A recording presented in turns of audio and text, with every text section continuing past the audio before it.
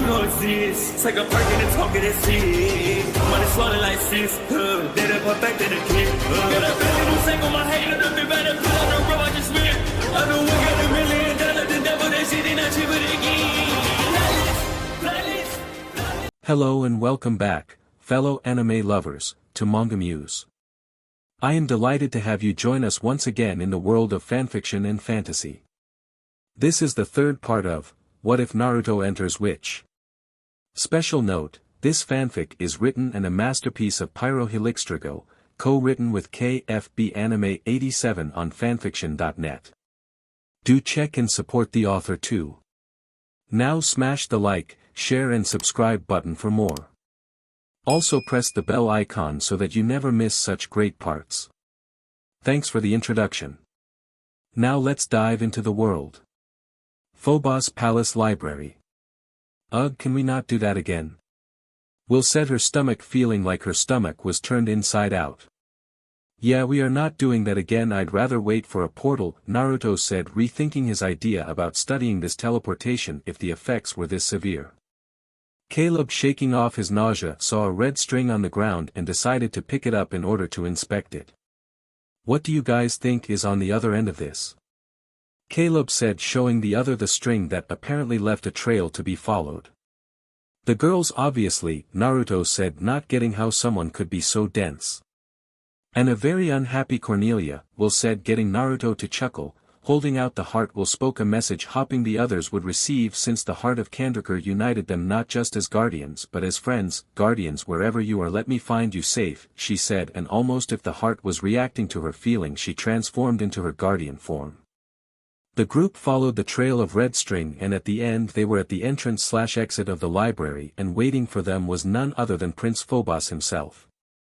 Phobos couldn't be more pleased, as right before him stood the wielder of the heart of Kandrakar, the infamous rebel leader, and the boy with unique powers. The prince couldn't be happier. Will, remembering the prince from when he captured her, back away in fear. Caleb, get back. Will said, wanting some distance between the prince and them.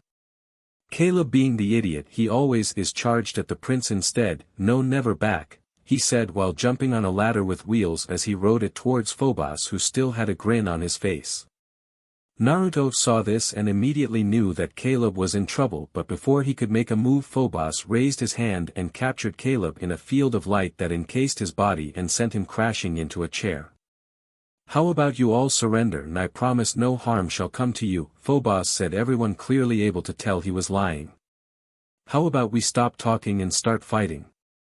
Naruto said, seeing Will fly behind the bookshelf and had a pretty good idea about what she was going to do. Not yet, you see, I'm very interested in you, Phobos said, all his attention focused on Naruto. Yeah, like the wanted signs weren't a clue, but sorry, I don't swing that way, Naruto said, insulting the prince, buying Will some time, but Phobos didn't seem fazed. I would like know how you came into possession of such great power. We are clearly not related, so there is no way possible for you to draw on the strength of Meridian, Phobos asked/demanded, wanting to know if there was more power for him to obtain. Naruto just remained silent, not answering the prince on the off chance he could actually find a way back to Naruto's world. Naruto knew he was stronger than the prince, but he had powers not known to him, and he never underestimates the enemy. Oh well, I tried asking nicely, Phobos said, encasing Naruto in the same light Caleb was in, but brought him closer and placed a hand on his chest, and it glowed in crimson light. He absorbed only a little of his power, but what he got made him ecstatic, as he never felt so much power even from his baths that gave him the power over Meridian. Naruto, what happened? The fox asked, mentally feeling an extremely small amount of his chakra had been taken from him. I don't know. He somehow absorbed it through my body. How's that possible? The Jinchuriki asked the tailed beast. It seems that arrogant piece of SHT prince might have the ability to siphon power from others, the fox responded, carefully analyzing the situation. Could he absorb you completely through the seal? Naruto asked in a brief moment of concern for the fox, who appeared to not have caught it or just didn't care. No, even with the power of this land he cannot absorb me, as the seal would prevent it. He may be able to steal a sliver of my chakra, but not me, the fox said, breaking off the connection and think about the brief concern his host showed him. During Naruto's brief discussion, Phobos was in total bliss, feeling complete euphoria from Naruto's power. It was full of hatred, malice, and was undeniably evil, making the prince love every moment of it. Naruto, having enough of Phobos leeching off him, decided to focus his chakra, breaking the field around him, leaving Phobos wide open to a punch to the face. "Do it now, Will!" Naruto yelled, getting the guardian to push the bookshelf down onto Phobos. Naruto, Will, and Caleb took off as they heard the guards closing in and tried to search for the 4 missing guardians. "Naruto, are you alright?" Will asked, wondering if Phobos hurt him in some way. "Yeah, I'm alright. Listen, we need to find them. They're too far away for me to sense them," Naruto said, using his sensory skills to try and pick up even a little of the other guardians' power. "I can fly around and see if I can find them," Will said, offering an idea to help find her friends. "Okay, but try not to fly too low to the ground. Someone could sneak attack you from underneath the trees," he said, getting a nod from Caleb, as that was sound reasoning, and a nod of appreciation from Will. But before she could take off, Naruto saw something that covered the ground and the trees. It looked like drool and smelled awful. "Will, I think we should follow this trail of drool from whatever the hell it came from. Might lead us to the others," Naruto said, as he believed that whatever creature the drool came from was hunting the girls. Minutes later, Naruto was able to run at increased speeds due to how high the trees were, allowing him to jump from branch to branch. Will was just amazed at how fast Naruto was going. Even with her wings, Naruto was faster than her. She wondered if she would be able to do that if she kept up her training with Naruto. A blush appeared on her face at the thought of spending more time with him. "Will," Naruto said, bringing Will out of her daze. "Yeah?" Will asked, wondering what he needed. "I can feel the girls up ahead and 2 others that have a strange energy," Naruto said, a little worried for the girls, as he didn't like how these 2 energies felt, as they were completely different from anything he ever felt before. It felt like both were encased in darkness and gave off a feeling of death. Loud screams echoed throughout the forest, and when the 2 made it to the source of the screams, they saw all guardians clinging to a tree that was on its last legs as it was ready to fall. "We'll go now," Naruto yelled to Will, wanting her to transform the girls now as they began to fall to the ground. "Guardians unite!" Will said, calling out the guardian's signature cry, transforming the 4 remaining girls into their guardian forms. While they transformed, Naruto took the opportunity to launch a sneak attack on the strangely dressed creature, who seemed to be dressed like a combination of a witch and a hunter but had the appearance of a zombie. "How did you guys find us?" Hei Lin asked curiously. "We followed the mutant dog Slobber," Naruto said, not taking his eyes off the man and beast before him. The hunter, recognizing the blonde from the wanted posters, and knew his master wanted him alive, but the girls were a different story. He only required the heart of Kandrakar, so killing them was of no consequence. So he opened his chest and unleashed a swarm of bat-like creatures. The bats swarmed around Naruto, giving him nicks and cuts, but realized this was a distraction as the hunter used a glowing neon green mace and threw it at the guardians, and was lucky enough to get it tied around Will's left leg and was pulling her down to the ground in order to steal the heart of Kandrakar. Naruto, seeing this, decided it was time to stop holding back and activated his Rinnegan and unleashed a small almighty push to send the bats flying back, but noticed he shredded some parts of his clothes but ignored it because when he was in the clear he threw a kunai with some wind chakra in order to pierce the magically enchanted mace chain. With the chain broken and Will now free and safe, she rallied the other guardians. "Hit him with everything you got," Will yelled out, getting the other guardians to unleash their respective elements. Irma and Hei Lin tried to combine their elements in order to encase the hunter in ice, but with the high humidity it only stayed water and only sprayed over the hunter, who got up as if nothing fazed him. Cornelia landed on the ground and was able to instantly irk a tree, which ensnared the hunter, capturing him. The hunter struggled to regain freedom but dropped his mace in the process, and as it was about to hit the ground, Caleb, who finally arrived, caught it. He wrapped the chain around his wrist and prepared to strike the hunter's dog. Cornelia, seeing the dog charge at Caleb, decided to use the vines on the tree she made to capture it. Caleb was mad as Cornelia had interrupted his fight, which struck a huge blow to his pride as a man, no warrior. "Why did you do that?" "I had it," Caleb yelled angrily. "What are you talking about? That thing was coming right at you." Cornelia said, not understanding his problem or his unpleasant attitude. I could take that thing on, I didn't need your help, he said in his usually pouty mood. Not seeing the hurt expression on Cornelia's face, Caleb just pouted in another direction. Once again Naruto had to resist the urge to smack Caleb upside his head and decided to change the mood and focus on something important. Listen you guys, we need to find the nearest portal and get home, cause I don't think we'll be able to sneak into the castle to get to the library and find the book we used to get here, besides I'm sure someone found the red string. Naruto said, mainly focusing on getting home so he could deal with Caleb for hurting Cornelia's feelings. You guys need a lift to the nearest portal? Cornelia offered, more towards Naruto than Caleb. No thanks, I'll walk, Caleb said in his normal brooding attitude. The Guardians decided to walk with the two non-flyers of the group. We met some villagers, they got us out of the castle, Cornelia said, wanting to get a conversation going which piqued Naruto's attention. I can't stop thinking how horrible their lives are under Phobos, Lin said, losing her usually happy and joyful tone. They gave us their own food, Terene said, thinking her problems were petty compared to others who were in worse situations. Hearing this made Naruto remember the hard times he suffered during his childhood, going hungry, never receiving help until he met the Ichirakus. The father and daughter were always kind to him, giving him free ramen, and would always be there for him in his time of need. They're good people, don't worry, in these days ahead you'll have plenty of chances to repay them, Caleb said, both hoping he could repay all those who put faith and helped the rebellion even in the littlest of ways. How about now? Naruto thought, seeing as this would be as good a chance as any. Naruto quickly took out a storage seal he had carried and quickly made hand signs and summoned a clone, to which he gave the scroll to, looking toward the group. Which direction were the people who helped you? Lin pointed towards the north, and with that Naruto's clone took off. What's your clone doing? Caleb asked, wondering what the clone was doing. That scroll I gave the clone contains something that'll help those villagers who fed you guys, Naruto said with a small genuine smile which confused everyone there as to what the scroll contained.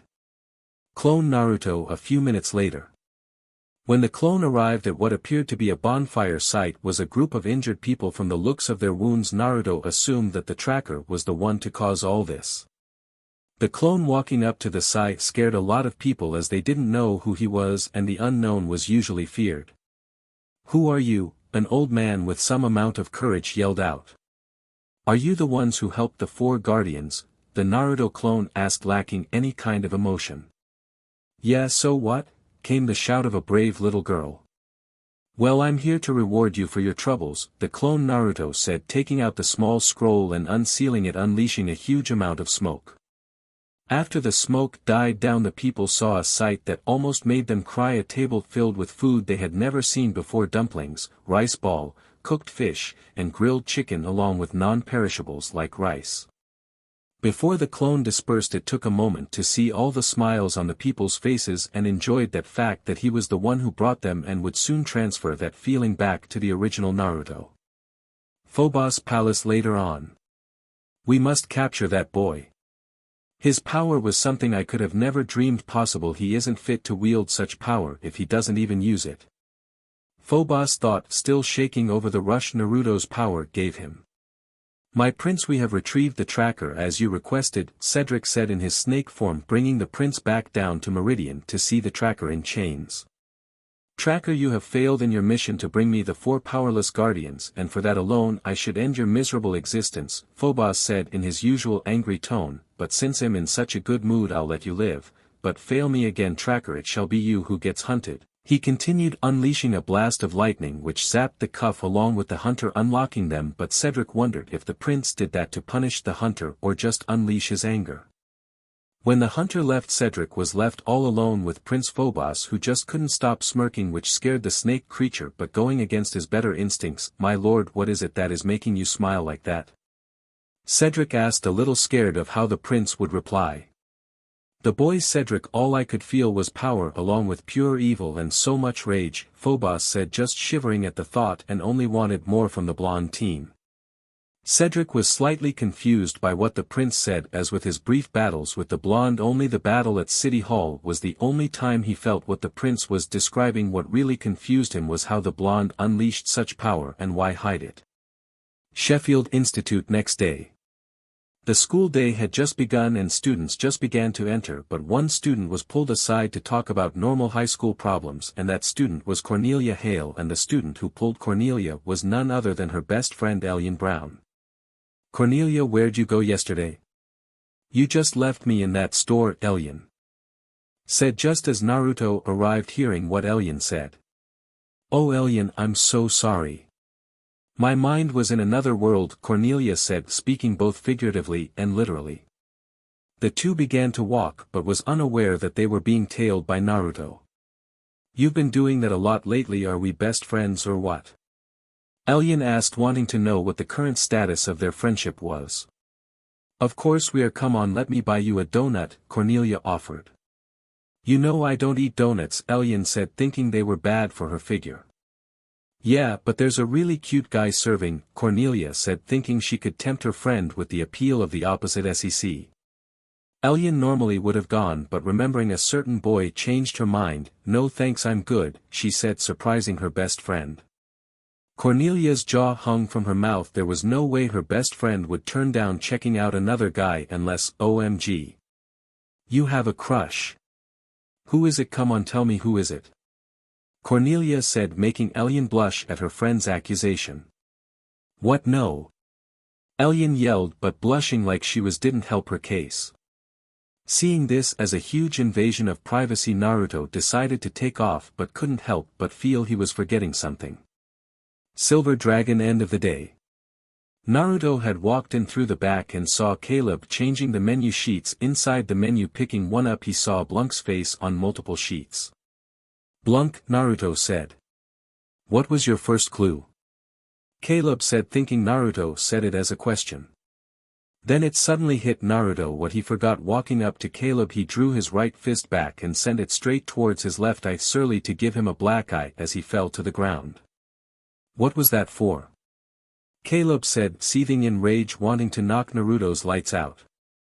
"Don't let some misplaced pride and damaged ego dictate how you act. It can lead you down a dark path," Naruto said, remembering his best friend who went down the same path and then walked out, leaving Caleb all alone, angry and confused.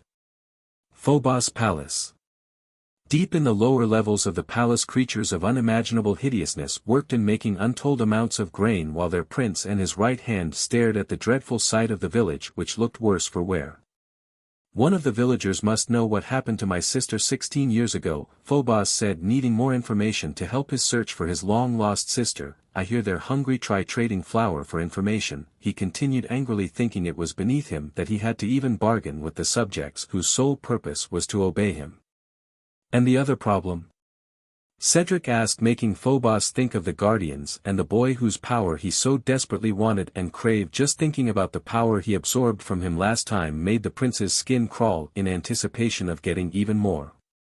Phobos wanting to take care of the main issue threw some flour in the center of the room, and as it swirled around making a circle, it revealed an image of Will. "In my guise as the bookseller, I can locate and remove them," Cedric said, wanting to exterminate the Guardians with his own hands. "You already tried that. They have thwarted you at every turn. Strength isn't enough, you must attack when they're vulnerable, when they're separated from the one with the red hair," Phobos said, strategically thinking their powers would be weaker if they were far away from the heart of Kandrakar, and would be even weaker if they were divided. "Yes, my lord," Cedric said, happy that he would still get a chance to kill each of the Guardians. Silver Dragon. Saturday morning. Naruto woke up in a cold sweat, having a bad feeling something was gonna happen to the girls in the near future. Being a person who believed in omens, Naruto went up to Heilin's room and saw that the girl was still asleep and planned on sleeping in to enjoy her weekend. Sadly for her, Naruto had other plans. Shaking the girl violently, instantly woke up the air guardian, who rose up in a panic, thinking the blonde came to wake her up. If something guardian related was happening, what's happening? "Is there trouble?" she asked, still a little groggy from just getting up. "No, we start training. Call the others and meet me at the cave by the beach," Naruto said, not leaving things up for negotiation as he left the room and instantly ran into Yen Lin, who had a confused look on her face. "Can I ask why you're starting the girls' training so early?" she asked, not really bothered as the girls had barely even scratched the surface of their full potential, but was curious as to why Naruto wanted to start so early. I don't know how to explain it, but I have a bad feeling something will happen to the girls soon and I feel I should prepare them for what's to come, Naruto said, walking away to go perform his morning routine then head to the cave. As he left he didn't seem to notice the surprise on Yen Lin's face as he just explained something similar to a power Yen Lin once wielded and suddenly remembered the teen's theory if she could use her former powers. Naruto, wait, she said, causing him to stop in his tracks and look back toward the elderly woman. I think it's time you start my training as well. She continued, getting an acknowledged nod from the teen who gave her simple instructions to chakra techniques like using her power to hold a leaf on her forehead and kunai balancing. Later at the cave. Naruto was a little pissed off that after 2 hours of waiting the guardians finally show up. What took you all so long? He asked, hoping to at least get a decent excuse, unlike his sensei whose excuses were all but crappy. But each girl just gave an excuse of being tired, sleeping in, and not wanting to train. Naruto could understand that the girls weren't used to this kind of lifestyle, but with what they have yet to face they couldn't take the easy way and pace themselves. They had to work hard and be ready for each and every challenge, not skate by and rely solely on luck, or else they could all die. Enough! Naruto yelled, surprising the girls as they had never really seen him angry or yell like he did. You girls have gotten stronger, there's no denying that, but with each battle your enemies improve as well, so you need to grow stronger, he continued. Oh please, nothing can beat us when we're together. Cornelia said, smirking cockily, believing in what she said. Hate to say it, but Corny's right, when we're together nothing can beat us. Irma said, thinking they were an unstoppable force even against Naruto. Naruto just sighed at the two girls' responses but saw the remaining 3 guardians were reluctant to answer. It's good they trust and work well with one another, but it's another thing if they continue to rely on each other and not their own skills, he thought, wanting the girls to grow as individuals and as a team, but they were choosing the easy way out and that could get them killed. Okay, if you think you're so good, why don't you fight me? And I won't use magic, he said, getting the 2 overconfident girls to smile, thinking they had this in the bag. But you can't transform, he said, causing the 4 girls to frown. Hey, that's not fair if we can't use our powers, Cornelia said, not wanting to play by his terms, seeing as he would have a major advantage with his physical capabilities and wasn't confident in her powers in her human form. Well, too bad life isn't fair and the enemy won't be fair to you, he said, being completely truthful, and you do have powers. If you work on them they'll be even stronger. You won't always be able to transform when you're separate, so you need to train in using your powers. It could save your life, he continued, explaining the importance of bettering themselves. Cornelia took off, thinking she had better things to do. Irma took off as well, thinking she had enough control over her element. Naruto looked at the girls' retreating figures and couldn't help but feel disappointed as they were wasting the chance to grow stronger, but the feeling faded away as he saw the 3 remaining guardians look ready to try to improve, but he saw how nervous they seemed. Okay girls, I want you to show me what you can do, Naruto asked, curious of the girls' current power in their human form. Terane brought her palms together and as she focused she was able to summon a flame the size of a golf ball. Hei Lin put both her hands out trying to call forth the air around her but only made a small gust circle around. Will still had no element, so she just stood back and watched her friends summon forth their elements, which made Will clench her fists in both anger and envy as she considered herself the weak link of the team, barely being able to help in fights. It was maddening to her by not being able to contribute more. As Naruto observed the girls he felt a quick spike in energy coming from Will, who seemed to be just oozing out rage as her hair started to rise and move as it was alive, but upon further inspection he saw small barely noticeable sparks of electricity pop out into existence. Will noticed that Naruto was staring at her and her face lit up like a Christmas tree while also losing any trace of her previous anger. Naruto's interest was piqued as he saw that her powers were connected through her emotions and thought back to Will's earlier theory and wondered to himself why it was so hard for her to manifest her powers and wondered if the heart of Kandrakar was at play, but if it was, it brought another question to the blonde ninja: why was it doing that? Pushing the question to the back of his head, Naruto instructed Terane and Hei Lin to draw as much power into their element and see if they could make it any stronger. While they did that, Naruto went over to Will and told her he would train her in hand-to-hand combat, making the wielder of the heart happy. Time skip Sunday afternoon. The Guardians were hanging on by a thread due to Naruto's vigorous training making them numb to their own injuries and sore muscles. Naruto was a little impressed by the girls' progress of only 2 days of training. Terane and Heilin's control over their elements grew better and could make it somewhat decent compared to when they are in Guardian form, while will seem to be adept to close combat with fast and hard hits much like he did when he first started out as a ninja. "Oh man, my legs feel like jelly," Heilin said as her legs trembled from just standing up. "Same here," Terane said, panting while on the ground on all fours. "You think you guys have it bad? I can't even lift my arms," Will said, lying on the ground unable to lift up her arms. "You guys should feel proud, you've accomplished a lot in these few days," Naruto said, failing to lift their spirits. Will, somehow finding strength to stand, got up. "I'm going home, I just want to get home, get to my bed and sleep," Will said, voicing out the plan she and the other Guardians would follow. Naruto just smiled in pride, knowing that if they continued on with their training it won't matter if they're human or Guardian, they'll be a force to be reckoned with. Next day, Sheffield Institute.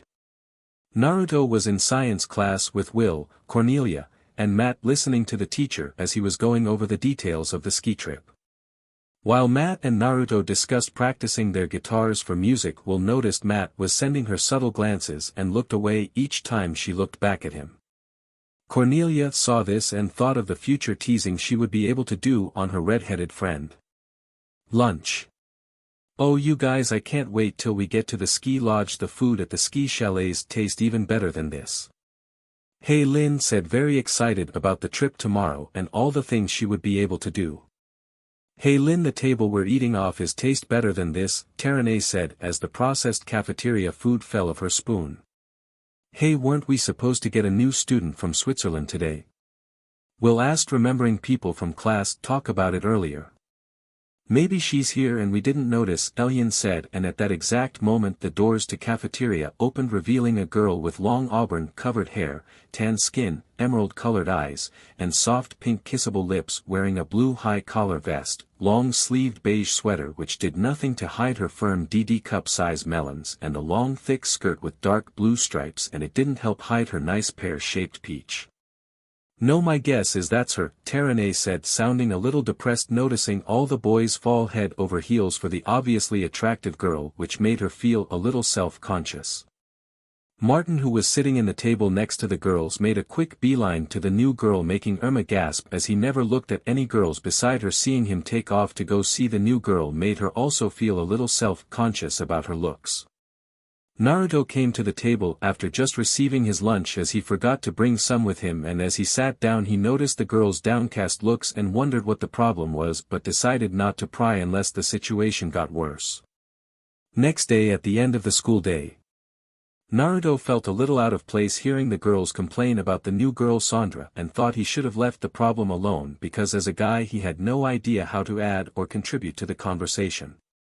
Heilin was pacing angrily back and forth complaining about Sandra. "She says she makes her own clothes, her sweater is made from cashmere from under the chin of my grandmother's goat in the Alps," Heilin said, trying to make the last part sound like Sandra's accent. Cornelia, also having enough of the girl's voice, wanted to make her opinion known. "No way, that's a real accent," she said, not believing the girl's accent whatsoever. "Yeah, I bet she just watched like 20 Heidi movies before she came here," Elian said, having the same opinion as her friend. Terane surprised everyone with a sudden rise in her temper. "She dissed me just for not reading War and Peace in the original Russian. I'd like to feed her the book in the original Russian," Terane said, angrily clenching her teeth. Naruto wasn't sure how to act on this, seeing as he hadn't talked to the girl yet and would never label or make an opinion based on what others said, as people labeled him his whole life. "Martin didn't even serenade me last night with his banjo he was baking." "Welcome Sandra muffins," Irma said, still a little hurt by yesterday. As the girls conversed, 2 guys walked by, clearly under Sandra's spell. "Dude, did you hear Sandra's going skiing?" The first boy said. "Awesome." "Excuse me guys," the second one said, offending the females of the group. "Guys, do we look like guys?" Cornelia said, not at all trying to hide her displeasure. At that exact moment Sandra walked out of class and noticed something that caught her eye, a handsome boy she hadn't seen before but knew she wanted him at least till she got bored of him like all the other boys under her thumb.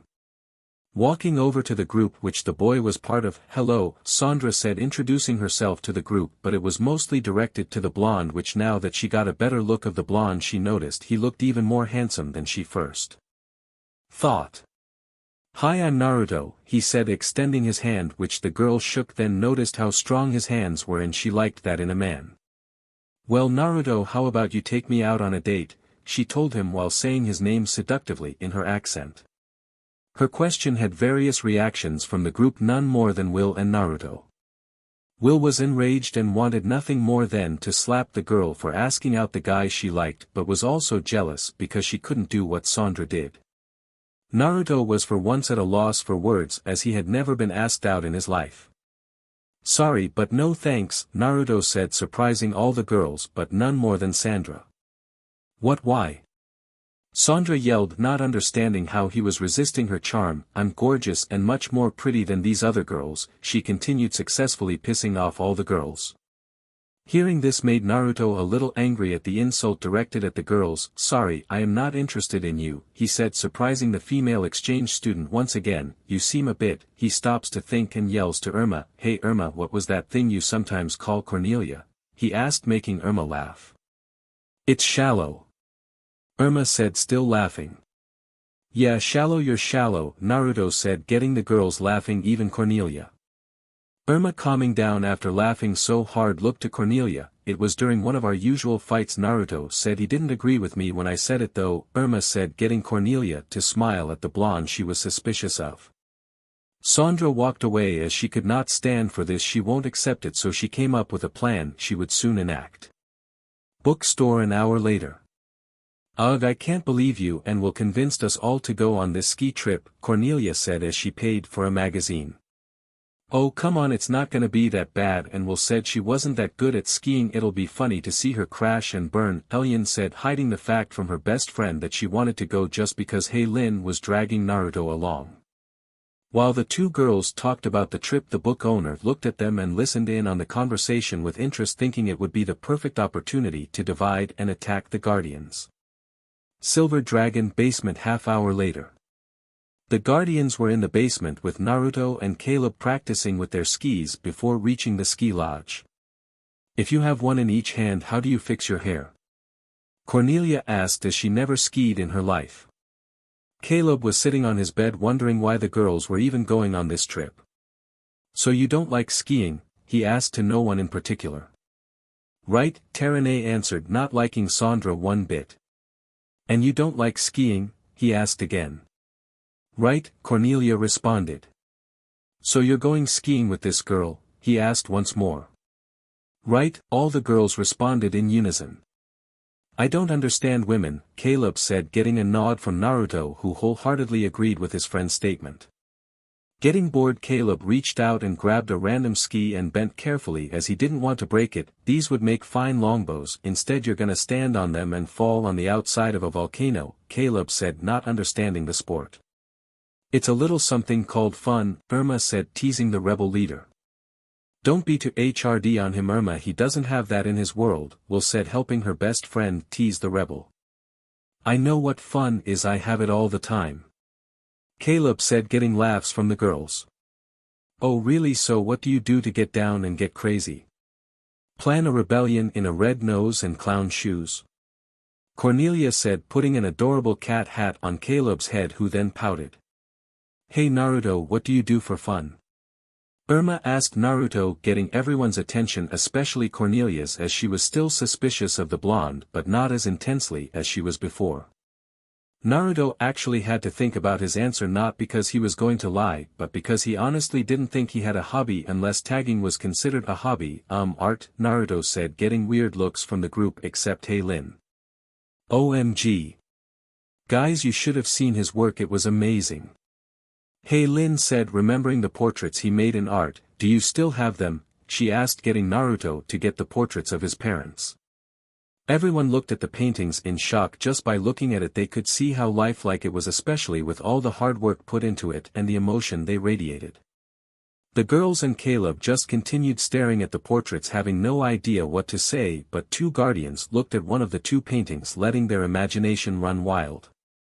Will's attention was most drawn to the red-headed woman who looked appealing beyond measure. It made her feel inferior in every possible way. Cornelia looked at the picture with the blonde man and noticed Naruto dressed extremely similar to him when they went on missions, so she generally wondered who he was. "Hey Naruto, who are they?" Hey Lin asked, asking the question on everyone's mind. Naruto took a deep breath. "They're my parents," he said, which got two kinds of looks from group one of confusion and another of surprise and worry as they saw the look on Naruto's face. Will, not wanting the others to dig too deep on the issue like her mother did, was quick to react. "Oh wow, look at the time, we should get going," Will said quickly, taking all the guardians upstairs to leave even though Cornelia wanted to dig for more information. The basement was so quiet it was scary as Naruto and Caleb stood there in an uncomfortable silence. Caleb, wanting to break the tension, asked the question that was nagging at the back of his head. "Where are your parents?" Caleb asked, not knowing the gravity of his question. "They're dead," Naruto said, not beating around the bush with the rebel leader. Caleb looked at Naruto with a rare moment of understanding, thinking they might not have been so different. "Listen Naruto, I know we don't always see eye to eye, but don't think that we're not friends, and if you ever need someone to talk to you can talk to me, cause I know what it's like. I lost my parents too," Caleb said in a moment of being a truly kind human being.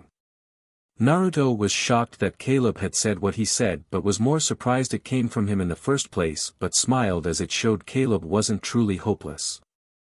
Naruto then smiled. "Thanks Caleb, same applies to me. You ever want to talk, I'm here," he said, extending his hand, which Caleb shook instantly. As the two friends shook their hands, they knew a bond between them was formed. Next day, early in the morning.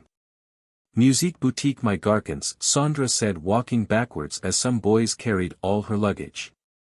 Cornelia, tired of feeling inferior, threw her luggage inside the bottom of the bus and rushed inside to grab a seat. "Come on ladies, let's get our boutique Garkin back," Cornelia said, mocking Sandra's accent. While Cornelia started her usual rant, Will was walking and saw Naruto sitting alone with no one sitting next to him wanting to take the seat. The Guardian of the Heart was seconds too late as the bane to the Guardian's school lives took the seat. While Will glared at Sandra, she took the seat across from them, glaring at her in rage, but her sight was blocked when someone sat next to her. "Hey Will," Matt said, greeting the redhead he had a crush on. "Hey Matt," Will said, momentarily forgetting her anger. While the two talked, Naruto sat with Sandra and was a little sad he couldn't sit next to a friend, and looked toward Sandra, who looked as happy as one could be, which gave Naruto a feeling of unease. "Why did you sit next to me?" Naruto asked, trying to figure out what was going through the girl's head. Sandra couldn't stop thinking of the blonde. At first she hated him at how he just dismissed her like she did to others, but after some intense thinking she couldn't help but feel attracted to him as he challenged her, made her work for it. But the moment she got him, he would be her love SLV, doing whatever she told him to do. "I just wanted to apologize for all that I said yesterday and was wondering if we could start over," she said, making Naruto wonder if she deserved a second chance for all the things she said about the girls, but seeing as he's forgiven people for much more horrendous acts, he decided she deserved another chance. "Alright fine, I'll give you another chance," Naruto said, "but you have to start being nice to others and not treat them like they're beneath you," he continued, hating when others got treated unfairly. Sandra just nodded, putting up with not being able to boss around other boys if it meant getting the blonde teen under her thrall. Outside the bus. While the bus driver was stuffing bags and by accident appalling inside the bus, he failed to notice the shadowy figure with yellow glowing eyes which looked at the bus as if it were stalking its prey. Ski Lodge 2 hours later. "Oh man, it feels so good to be out of there," Naruto said, stretching his limbs from the bus ride. While he stretched out, he took the time to look over his snow gear. He wore his ordinary pants along with a black vest over a fully orange sweater. He wore black gloves with the Uzumaki clan symbol on the back of each one. While he looked over himself, he failed to see the two girls staring at him with such intensity it was a mystery how he didn't notice. Will, mustering up enough courage, walked up to her crush. "Hey Naruto, would you like to ski down me with me?" Will said, getting tongue-tied talking to him. Naruto thought it over and nodded, but as he was about to walk away with Will, a familiar voice called out to Naruto. "Oh, there you are Naruto, who is your little friend?" Sandra said while eyeing up the girl, wondering if she had any competition for the blonde's affection. Sandra were in the same history class, math class, science class, Will said, listing the classes she shared with Sandra, and would have preferred Naruto having her schedule so she could see him more and her less. Well, I can't remember every face. Surely you don't ski on those tiny little legs, Sandra said, not noticing she and Will had a similar body type and had the same height. As surely as you can talk with that tiny little brain, Will slightly yelled, drawing the attention of everyone there. Sandra dropped her hot chocolate in shock but quickly got over it as it turned into rage. Ha, what are you saying? Sandra said, pretending not to hear her, giving the girl a chance to back off and leave. I'm saying I can ski the homemade goat pants of you, Will said, challenging the girl without a hint of worry. Well, then we have to have a little race. Winner gets to sit with Naruto on the bus ride back, Sandra said, wanting to make the girl suffer as well as make her victory sweeter. Fine by me, Will said without a shred of doubt. Ugh, girls. Matt said, trying to defuse the situation, but was interrupted by both girls when they yelled, "Stay out of this," at the exact same time, scaring the boys. Naruto, being the only smart male in the group, decided to get as far away from both females, cause so far women were scary no matter what universe. When he got to the bus holding his duffel bag, holding his clothes and scrolls with his shinobi gear, he noticed a familiar bad stench and noticed small footprints leading to the back of the bus, and as he got there he saw Blanc trying to pull the bus's exhaust. Naruto let out a sigh in exhaustion, as dealing with the Pauling had become rather troublesome, as his Nara friend would say. Looking around he saw nobody seemed to notice the Pauling, so grabbing him by the hood he took him to the other side of the bus so no one would see them. "Why are you here?" Naruto asked, wanting answers from the smelly creature, as he usually only appeared when he wanted something or trouble was happening. "Blanc try and get horn but was thrown inside this," Blanc said, referring to the bus. Naruto just sighed until he caught something. The Pauling said, "Wait, someone threw you in. Did someone see you?" Naruto asked in slight panic, as he had to figure out a way to make sure this person didn't know anything about Meridian. "No, he no see Blanc," Blanc said, which made Naruto sigh in relief as he dropped the Pauling. "Oh, that's good. Listen, stay near the buses. We're here for today and tomorrow, and we don't need anyone panicking if they spot you, so we need you here so you'll be safe. Plus the bus has stuff on the inside to keep you warm from the cold, okay?" Naruto said, trying to persuade the Pauling to play it safe and telling him how to survive in the cold weather. Blanc nodded, and as he saw Naruto disappear he quickly scourged through the other students' luggage for anything of value and found a long metal spike. Using his crazy imagination, the Pauling put it through his damaged shoe and started to walk with it, but quickly lost his balance and fell over the edge. Later, at some trail in the mountain. "Remember, children, stay on the north side of the mountain, well away from Dead Man's Trail," Knickerbocker explained to the students, wanting them to have fun but also be as safe as possible. "Gangway!" Hei Lin yelled as she quickly approached Miss Knickerbocker. "No, no, no, Hei Lin," Knickerbocker tried to say but couldn't, as Hei Lin literally skied right through her, making her fall. Hei Lin kept skiing with no way to stop and quickly passed Irma and Terane. "I admire Hei Lin, she doesn't care about boys or what people think of her," Terane said, a bit envious of her free-spirited friend's confidence and bravery she had in spades, but noticed how her friend seemed a little out of control. "Or if she ever walks again," she continued, getting a chuckle out of Irma. "Hey, you two need a hand up," Naruto said, coming by with a snowboard that was red with black flames like his Sage Mode jacket. "Nah, I got this," Irma said, quickly pushing herself off the snow-covered ground, and just as quickly fell on her peach. "Okay, I don't have this," she said as Naruto walked over and grabbed her hand, lifting her up, sliding down the mountain. "Thanks," she yelled before she was out of earshot. "How about you, Terane?" Naruto asked the girl, who nodded but seemed a bit nervous as he picked her up, and a thought passed through his mind as he held Terane. "You don't know how to ski, do you?" he asked, and the girl's embarrassing blush was all the confirmation he needed. Naruto could say he was the same way when he first tried in the snow country before it became the spring country. He fell face flat a few times but quickly got the hang of it with a few tips from Kakashi, as he had done so before when he sled there on a mission to rescue Koyuki Kazahana. Terane was quick to take Naruto up on his offer but was slightly embarrassed at how close they were, but admitted to herself it felt kind of nice to be held by the blonde as he taught her how to ski. Few hours later, at the ski lodge common area. Naruto was resting on the couch drinking a chocolate relaxing after so much fun of using his snowboard. As he relaxed he slowly started to lose consciousness but was quickly pulled into the seal. Opening his eyes he saw the fox was giving him an angry/neutral stare and was curious as to why the fox called Naruto, the fox. Said his name which was rare. You need to start training with the Rinnegan, he said, which confused the Jinchuriki.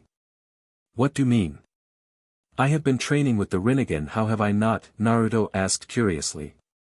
You have only focused on the elemental aspects of the Rinnegan, you have yet to use the other abilities to the fullest, forgetting the animal path as you have yet to need it. You use the Asura path to create weapons, but never have you used it to create weapons out of your flesh in close combat to give yourself an edge. The human path, which you haven't had the opportunity to use, can kill if the user decided, and it can be useful in gaining intel and information. The Naraka path, as you saw in your battle with pain, can fix all physical injuries and bring people back in a short window and be used to interrogate. The Preta path, you've used it to go into sage mode quicker, which is smart, can be used for much more, like draining the chakra or magic out of someone when you're low, like from the guardians or even the heart. And finally the Deva path is the one you have yet to use at all, you only used it when you awakened the Rinnegan. Do you understand? That particular path is the Rinnegan's prime ability to be able to manipulate gravity, and when you get a grip on it you'll be able to fly and not be restricted to the ground. The fox explained the abilities Naruto has neglected to fully utilize for himself.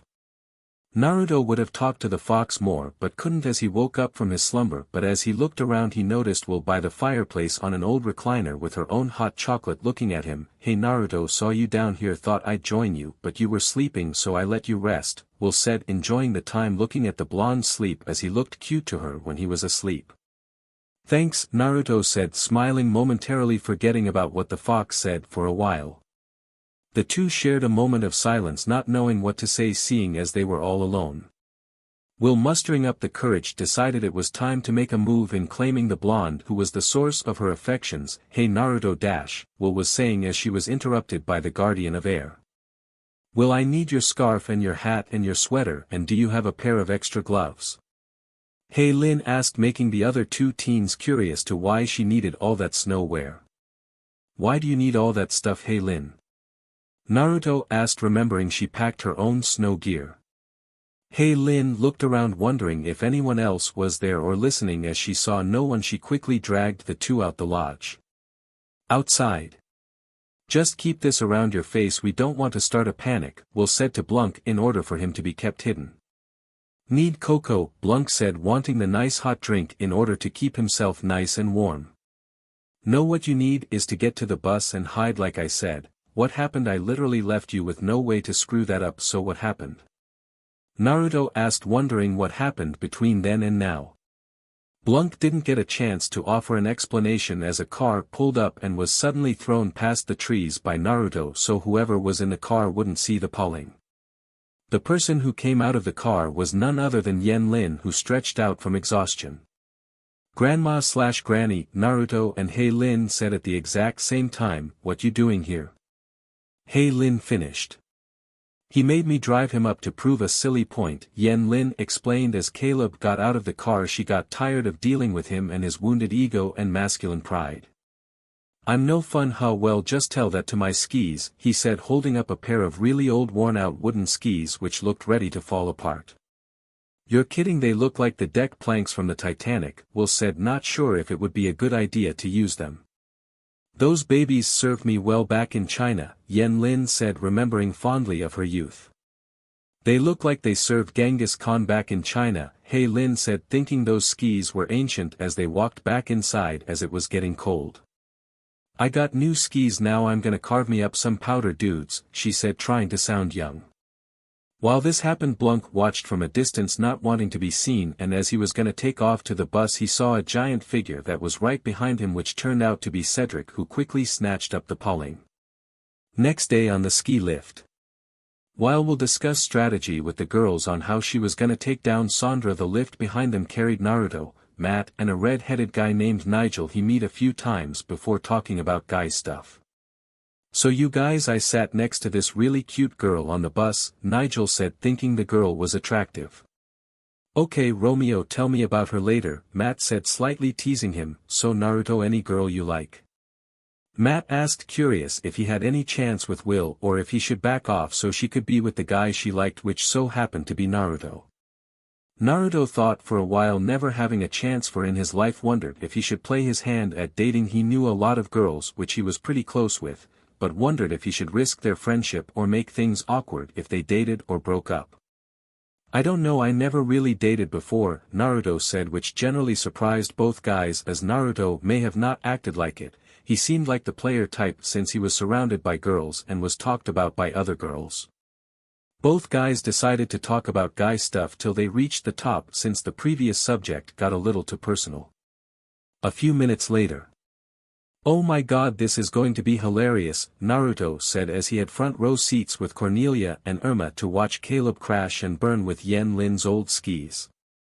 Alright, ready to have fun? Caleb said, adjusting his cool-looking glasses. The moment Caleb started going down the slope, the skis started breaking apart, which made him slide face front in the snow, and as that happened, Hei Lin skied past at an impressive speed. Cornelia hid her face from the tragic scene, but couldn't help but peek through her fingers. Naruto was holding his gut, laughing as his friend literally had made the worst attempt at skiing. Yep, they held up better than I thought, Irma said, making the others unsure if her comment was sarcastic or not. While Caleb laid down, feeling the massive blow to his pride, a man a little older than Caleb slid by with an extra snowboard he had for some reason and put it in front of Caleb and said, "Dude, skis are for losers, you want this," and then took off. Naruto, Cornelia and Irma skied down to see what happened between Caleb and the mysterious guy. Ha! A mummer board, you didn't tell me it was like mum boarding. Caleb said, confusing everyone on what mum boarding was. Caleb then got up and strapped himself to the snowboard and took off doing pro moves, making them look easy as he slided on the snow like it was second nature. Naruto, Irma, and Cornelia looked shocked that Caleb did something that wasn't fighting so exceptionally well. Naruto, taking this as a challenge, followed after Caleb. Somewhere in the mountains, a familiar snake-like monster could be seen digging into a blocked cave with Blanc wrapped around his tail. As the final boulder was moved, Cedric threw the Pauling into the cave, trapped with the only exit behind Cedric. "Hi, looking good," Blanc said, extremely nervous.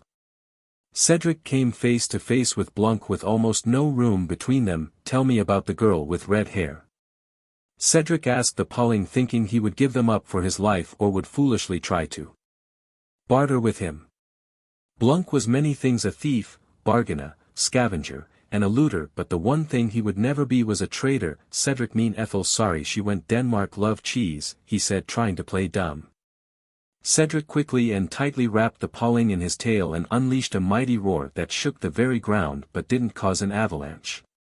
Going outside to cool his nerves, Cedric was gifted with the sight of 2 out of the 5 guardians leaving. To make it even sweeter, one of the 2 was the Keeper of the Heart, looking back at the captured Pauling with a somewhat neutral expression. "Seems I don't need your information after all," he said before tossing the Pauling into the cave, then sealing it with a boulder. Cedric wanted a contingency if he should fail, and seeing as how the Pauling was an ally to the guardians and the rebels, he would make the perfect hostage and informant. Starting line for the race. "I hope you save that seat for me on the bus, Naruto," Sandra said, his same lustfully, along with a lustful gaze which made Naruto shiver, but Sandra assumed it was because of the cold. Thankfully Caleb showed up, shredding snow on Sandra, Terane, Irma, and Cornelia, saving Naruto from answering the girl. Yen Lin came seconds later. "Well, can't ski, how can she win a race?" "And where's Hei Lin?" she asked, looking at the blonde, who shrugged his shoulders, not knowing where they were, and just as he was about to try and sense them he heard feminine-like groans and grunts, then saw Will, and upon further inspection he saw that she was in her guardian form due to the physical changes and the guardian stockings. Naruto sucked in a tiny bit of sage chakra and sensed Hei Lin in the sky. He was thankful that the air guardian had enough sense to hide above the clouds in order not to be seen. Naruto was a little disappointed in them, as he was against cheating and never did it unless the other contender cheated, so he would even out the odds. "Will, is that you?" Matt asked, thinking the girl looked different but couldn't place it as she was covered head to toe. "I'm ready, what's the course?" Will said nervously, not having that much faith in her own plan now that she was about to go through with it. You lead, I'll follow until right before the finish, Sandra said tauntingly, confident that she'd win. Matt was about to say something about how this race would accomplish nothing but was stopped as Naruto put a hand on his shoulder, sending him a non-verbal message through eye contact which Matt understood, and the message Naruto said was, when a girl has her mind set on something there's no way to talk her out of it. Tell us when to go, Will said to Naruto as he closed his eyes and sighed, thinking this would be a train wreck. Go, he said as Will blasted off with one foot sticking out in the air and the other on the ground while for some reason she let go of her poles. See you at the finish line, Naruto. Sandra said, blowing him a kiss which made Naruto slightly less angry that Will was cheating and hoped she'd win as he did not want to sit next to Sandra. Naruto backed away from the crowd, watching what they could see so he could channel Sage Chakra and not be seen from the other students. He was honestly impressed at how well Lin was using her element, as he could tell she was doing it in a smaller concentrated amount than she would use while also using it with little to no effort. He got a little confused when the power that surrounded Will disappeared, but then laughed at how Lin sent a fox flying to protect a little bunny. He almost could have sworn he heard the Ninetales growl in frustration. He got worried for Will as Lin lost track of her through the trees and now she was out of control, and as he focused on the race he completely missed a dark presence that popped up on his sensor. What's she doing? Matt said as all the moves Will were doing were all erratic and could lead to a dangerous collision. Sandra, don't follow her. Martin yelled, worried for his new love interest while also pissing off Irma. Sandra didn't heed the warning as she did not want to be upstaged by someone she considered beneath her. Oh no. Lin said in concern as she wanted nothing bad to happen to them. Naruto got worried as he could sense Will going out of control and was going to intervene, but felt something evil close by, and his suspicions were confirmed by the rumbling sound of an avalanche which was caused by Cedric, as Naruto could see his retreating figure before the incoming snow blocked his view. Oh. Back, everyone, back. Knickerbocker said, having no idea what to do in the situation. Everyone was screaming in terror, fearing for their lives except Naruto, as he planned on combining the elements of water and wind to slow down the incoming snow. Normally it would be impossible, but remembered his sensei used snow before in the spring country when it was still the snow country. He explained that ninja could manipulate certain elements normally wielded by Kekkai Genkai users if the element was close and could be manipulated by one's chakra, and seeing as how he possessed both the Rinnegan, increasing control over the elements, and plenty of snow, Naruto decided it was worth a try. Minutes later. Naruto was buried under a lot of snow all alone, completely out of Sage Chakra. Collecting his bearings, he used his chakra to make some space for him to get into position to take in Sage Chakra again, and when he finished he sensed everyone was alright and alive. He sensed the girls, who luckily didn't get stuck with other students so they could use their powers to escape, but turned his focus to Cedric, who was with Will and Lin, so he started to make his escape. With Terene and Cornelia. Ugh, I can melt the snow, but without Will transforming me it'll take us a while, Terene said, spreading the heat over the snow. Ugh, what can I do? My powers won't work, I'm not strong enough to make it break through the icy ground, Cornelia said as she basically waited for Terene to free them. Terene, in a rare moment of non-shyness, spoke out, you should have trained like the rest of us did, she said, getting the Earth Guardian to look at her confusedly. Whatever, it would have made no difference anyway, Cornelia said, fully believing her own words.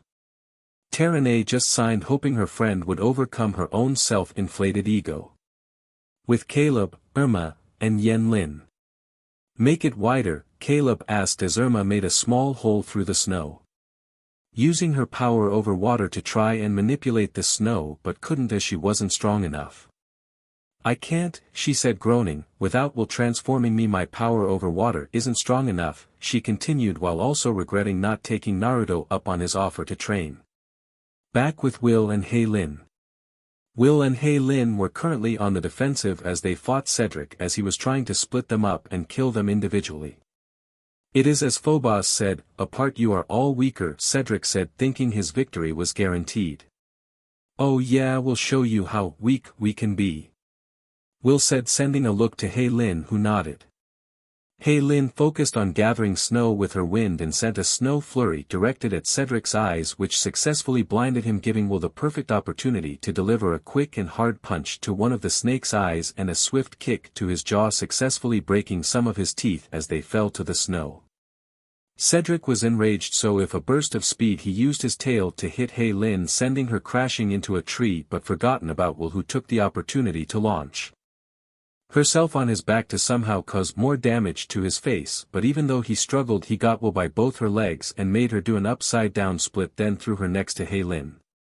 With Naruto used his fire to melt through the 10 feet of snow he was under and was glad to see his improvement over fire was progressing smoothly. Grabbing his board he went in the direction he last felt the others with his Sage mode before it ran out. Minutes later, Naruto came and saw his friend safe and unburied. "How'd you guys get out?" he asked curiously. Caleb just pointed his thumb at Blunk. "Seems Cedric kidnapped him and he found some underground passages to escape, which got us out," he said, putting his glasses on, taking off. Irma quickly grabbed Terene and placed her on her skis. "Stand on my skis and don't forget to turn when I turn," Irma said, not wasting any time. "I can't, I'll fall off," Terene said fearfully. "Then you can ride with me," Naruto said, offering it up to the fire guardian a ride on his board, which C quickly accepted. Back with Will and Lin. Will used the heart to try and blind Cedric, which it did, and in his blindness gave Lin the perfect opportunity to send a swift kick to his jaw, which coincidentally was the exact spot Will hit, and this time even more teeth fell out. In the distance the group came riding along the snow, ready to enter battle. "Okay, get ready Terene, we're about to get some air time," Naruto said as a slope was coming up and he had no doubt Will would transform the girls while they were in mid-air. Will had done as Naruto predicted and transformed the guardians. Cedric was once again blinded by the heart of Kandrakar, and in that blindness he was attacked by both Naruto and Caleb used their boards to run along Cedric's tail and slid across his face. "Irma, let's give Snake Boy a cold shower," Terene said, making a stream of fire which all the snow and ice around Cedric melt, which surprised everyone, even Naruto, at the progress she made with her elemental power. Irma channeled the now melted snow that Terene made and made his rise upwards, enveloping Cedric inside it, and as she did this she thought, "Wow, Terene got so strong, is it because of the training with Naruto? Maybe he was right and we should practice more," she thought, then believed it even more after she witnessed Lin's magical growth. Lin enveloped her hand in wind and launched it, but as it made its way to Cedric it became a whirlwind or miniature tornado, and when it reached Cedric it collected the water and became a vortex, but it didn't end there. Lin's wind was so cold it turned some of the water to ice along Cedric's scaly scales. Cornelia, not wasting any time, used her power to make roots burst out of the ground and wrapped it around the semi-frozen snake monster. "Nice net do you do, hammocks?" Terene asked jokingly. "Well, now what do we do with him?" Cornelia asked, curious what to do with the snake creature. "I vote we put him in Sandra's luggage," Irma said, almost sounding serious. Cedric, hating the very idea of being held captive, Cedric used the last of his strength and broke the roots and fell towards the ground. What he didn't plan on was Naruto waiting for him with a giant rasengan, and when it touched his chest he could swear his muscle tissue and small parts of his organs were being shredded as he was sent a few feet away from Naruto. "You know, I never get tired of seeing you fight," Caleb said, actually taking pleasure in seeing the snake monster getting his butt kicked. "Neither do I, Caleb, neither do I," Naruto said, always taking pride from what he can accomplish. Cedric looked back at the group and noticed he had no chance of winning, especially with how damaged his body was, so he retreated underground. "Okay, with the snake BSTRD gone we should probably find everyone else," Naruto said, getting nods from everyone as the girls turned back to normal and everyone split up looking for their class. Late at night at the lodge. After gathering everyone from the class, everyone made it back and had no injuries, well, all except one. "Ugh, how careful you doofs, that hurt," Sandra said without her accent, getting gasps from everyone. "Did you guys hear that?" Matt said, starting what he knew one of the girls would take over. Your ankle's only sprained, but I think your accent's broken," Will said, getting Sandra to smile, acting like she was innocent somehow. Hei Lin walked up to her and pulled the back of her sweater. Dry clean only grandma's goat hair huh, she said reading the tag and uncovering another one of her lies. Yeah, we should get you to the balnitsa, Terene said to the girl hoping her trap would work. And what does that mean? Sandra said not understanding what the word meant. It means hospital. You said you spoke Russian. Oh, and by the way, no cashmere goats in Switzerland unless you're from the Himalayas as well. Ugh, who cares? As soon as I reach my parents I'm switching schools anyway. Sandra said accepting defeat. Unless you want to give me a shot blonde. She asked her question directed at Naruto as this caused many reactions, him getting angry glares from the guys and even the girls almost daring him to say yes. Nah, I'm not into liars, so will front or back of the bus, he asked getting a smile and blush out of Will, then started walking towards his room until he stopped. Oh, and before I forget, you kinda proved my point, you are so shallow, he said getting everyone who was in on the joke to laugh. Ugh, so I don't have some dumb accent, so what? Sandra said trying to keep face. What a total loser. Elian said not knowing why she ever felt jealous of the fraud. No duh, pretending to be all Miss Fascinating Swiss person, Cornelia said happy that her lies were revealed. Weren't you listening? She's a fake. Irma said not understanding how or why these boys were dumb enough to still be under her spell. But her face and shiny lustrous hair are all so real, Martin said thinking with the wrong head attached to his body and getting Irma to blink in surprise due to his stupidity. Ugh, I'm calling my parents, Sandra said taking out her flip phone but saw she had no signal. Well, that may take a while, Knickerbocker said coming inside covered in snow. The bus was hit in the avalanche and won't start. We'll all be here for a day or two. Later outside. Will had used the heart of Kandrakar and it revealed no new portals. No new portals, Hei Lin said holding the map. That means he didn't return to Meridian, Caleb said sounding morbid. So where did he go? Will asked curious to how he got here or how long he has been here for. Naruto had an idea that it may have been the library, but since the snake was the size of a literal truck he doubted that anyone would have missed him, but remembered that creatures could transform, which meant his theory may have been true. Hey Naruto, Irma said bringing Naruto out of his thoughts. Yeah, what is it? He asked curious to what Irma would want. I want you to train me, she said getting shocked looks from the others, none more so than Cornelia. I saw how strong the others got and realized you were right today. I felt useless and I want to get stronger. I'm sorry for blowing you off, so please train me, Irma said almost beggingly. Naruto just nodded, not needing the girl to say anything else, then looked at Cornelia. What?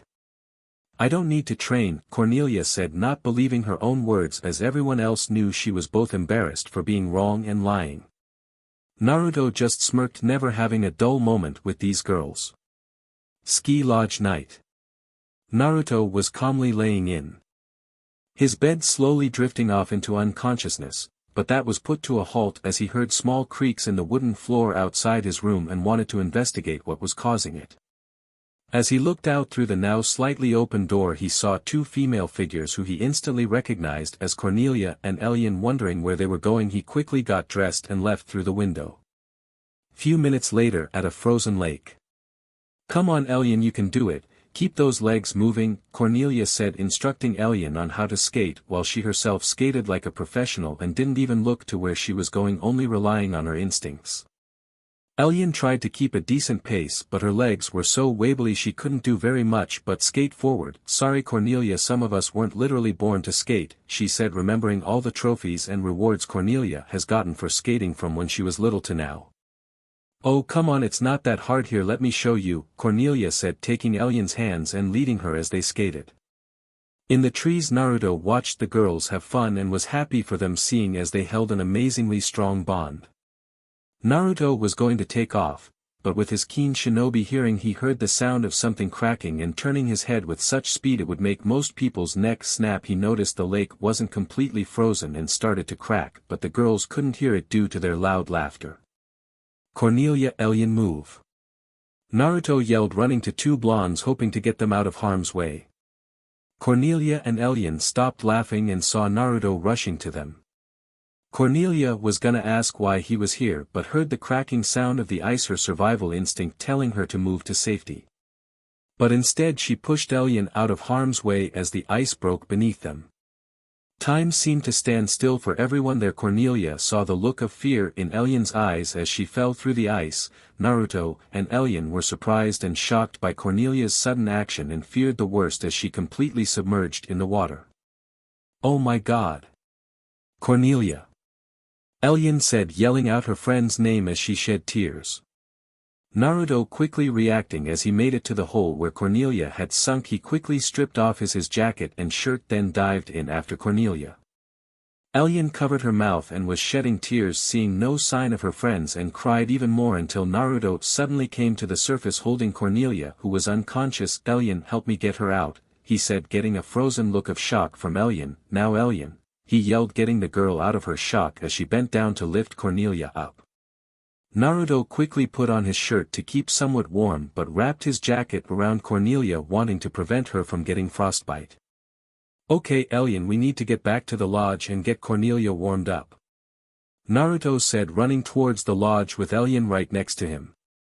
Few minutes later at the lodge, Naruto rushed into the lodge, getting Cornelia over to the fireplace and placing her on the couch. "Ellian, help me undress Cornelia," Naruto said, making Ellian forget her worry momentarily and look at Naruto with a strange look. "She can't stay in wet cloths, she'll keep her underwear," Naruto said, not wanting Ellian to think of him as a perv.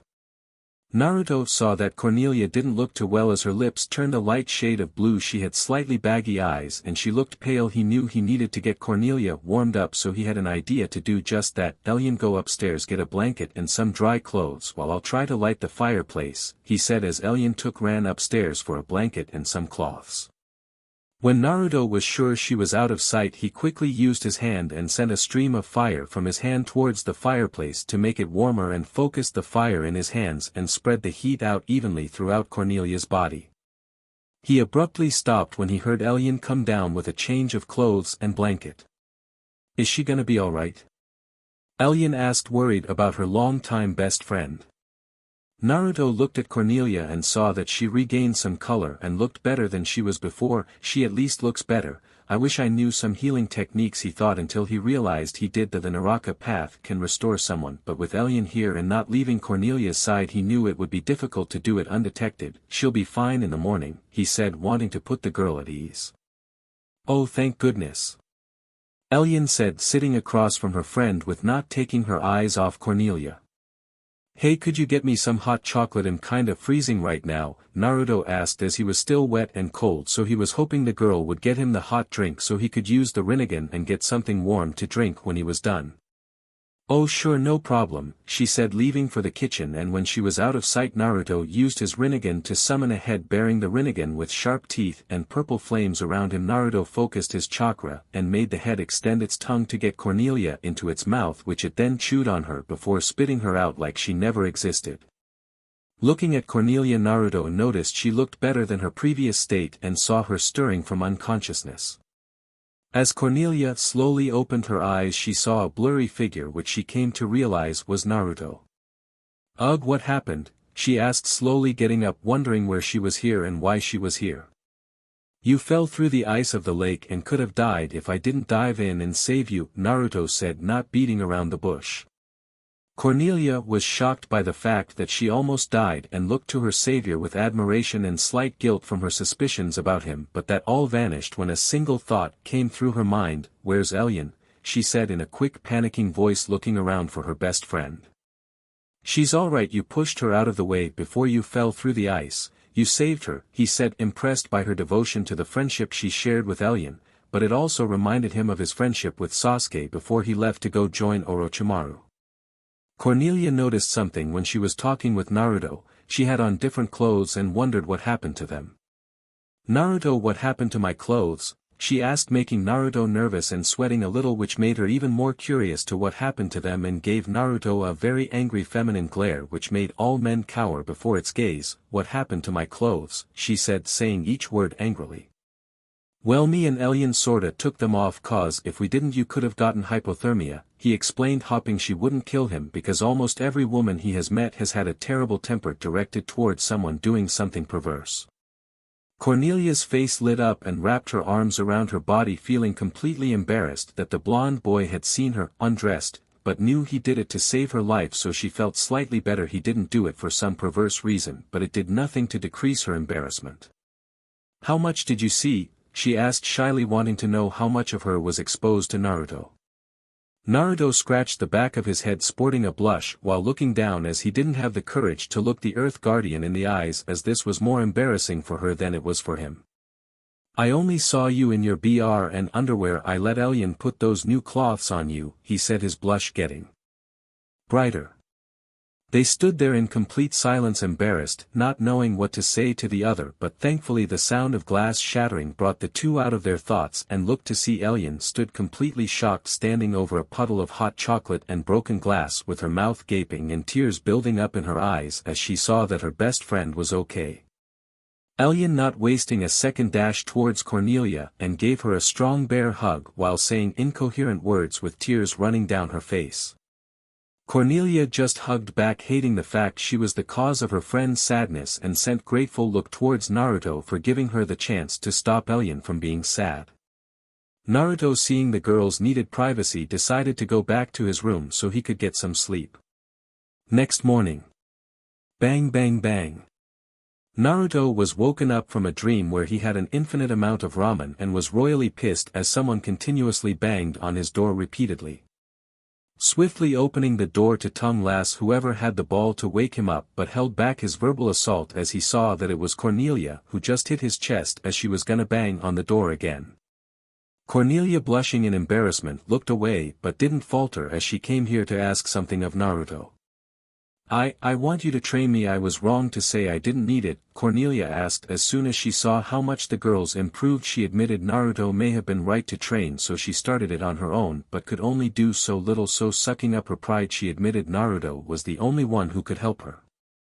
Naruto was a little surprised as he didn't expect Cornelia to come to him so soon for training and openly admit she was wrong, but smiled as it took a big person to admit when they're wrong. "Okay, we'll start soon. Me and the other girls were gonna train today anyway, so you can join us," he said, but then sensed a certain someone around the corner. "What about you, Irma? You want in?" he said, surprising both girls. Irma was gonna ask Naruto when they were gonna start training, but then she saw Cornelia banging on his door, so decided to wait and listen from behind the corner, but she was surprised that he knew she was even there, but seeing no reason to hide she revealed herself but looked at him with a determined look.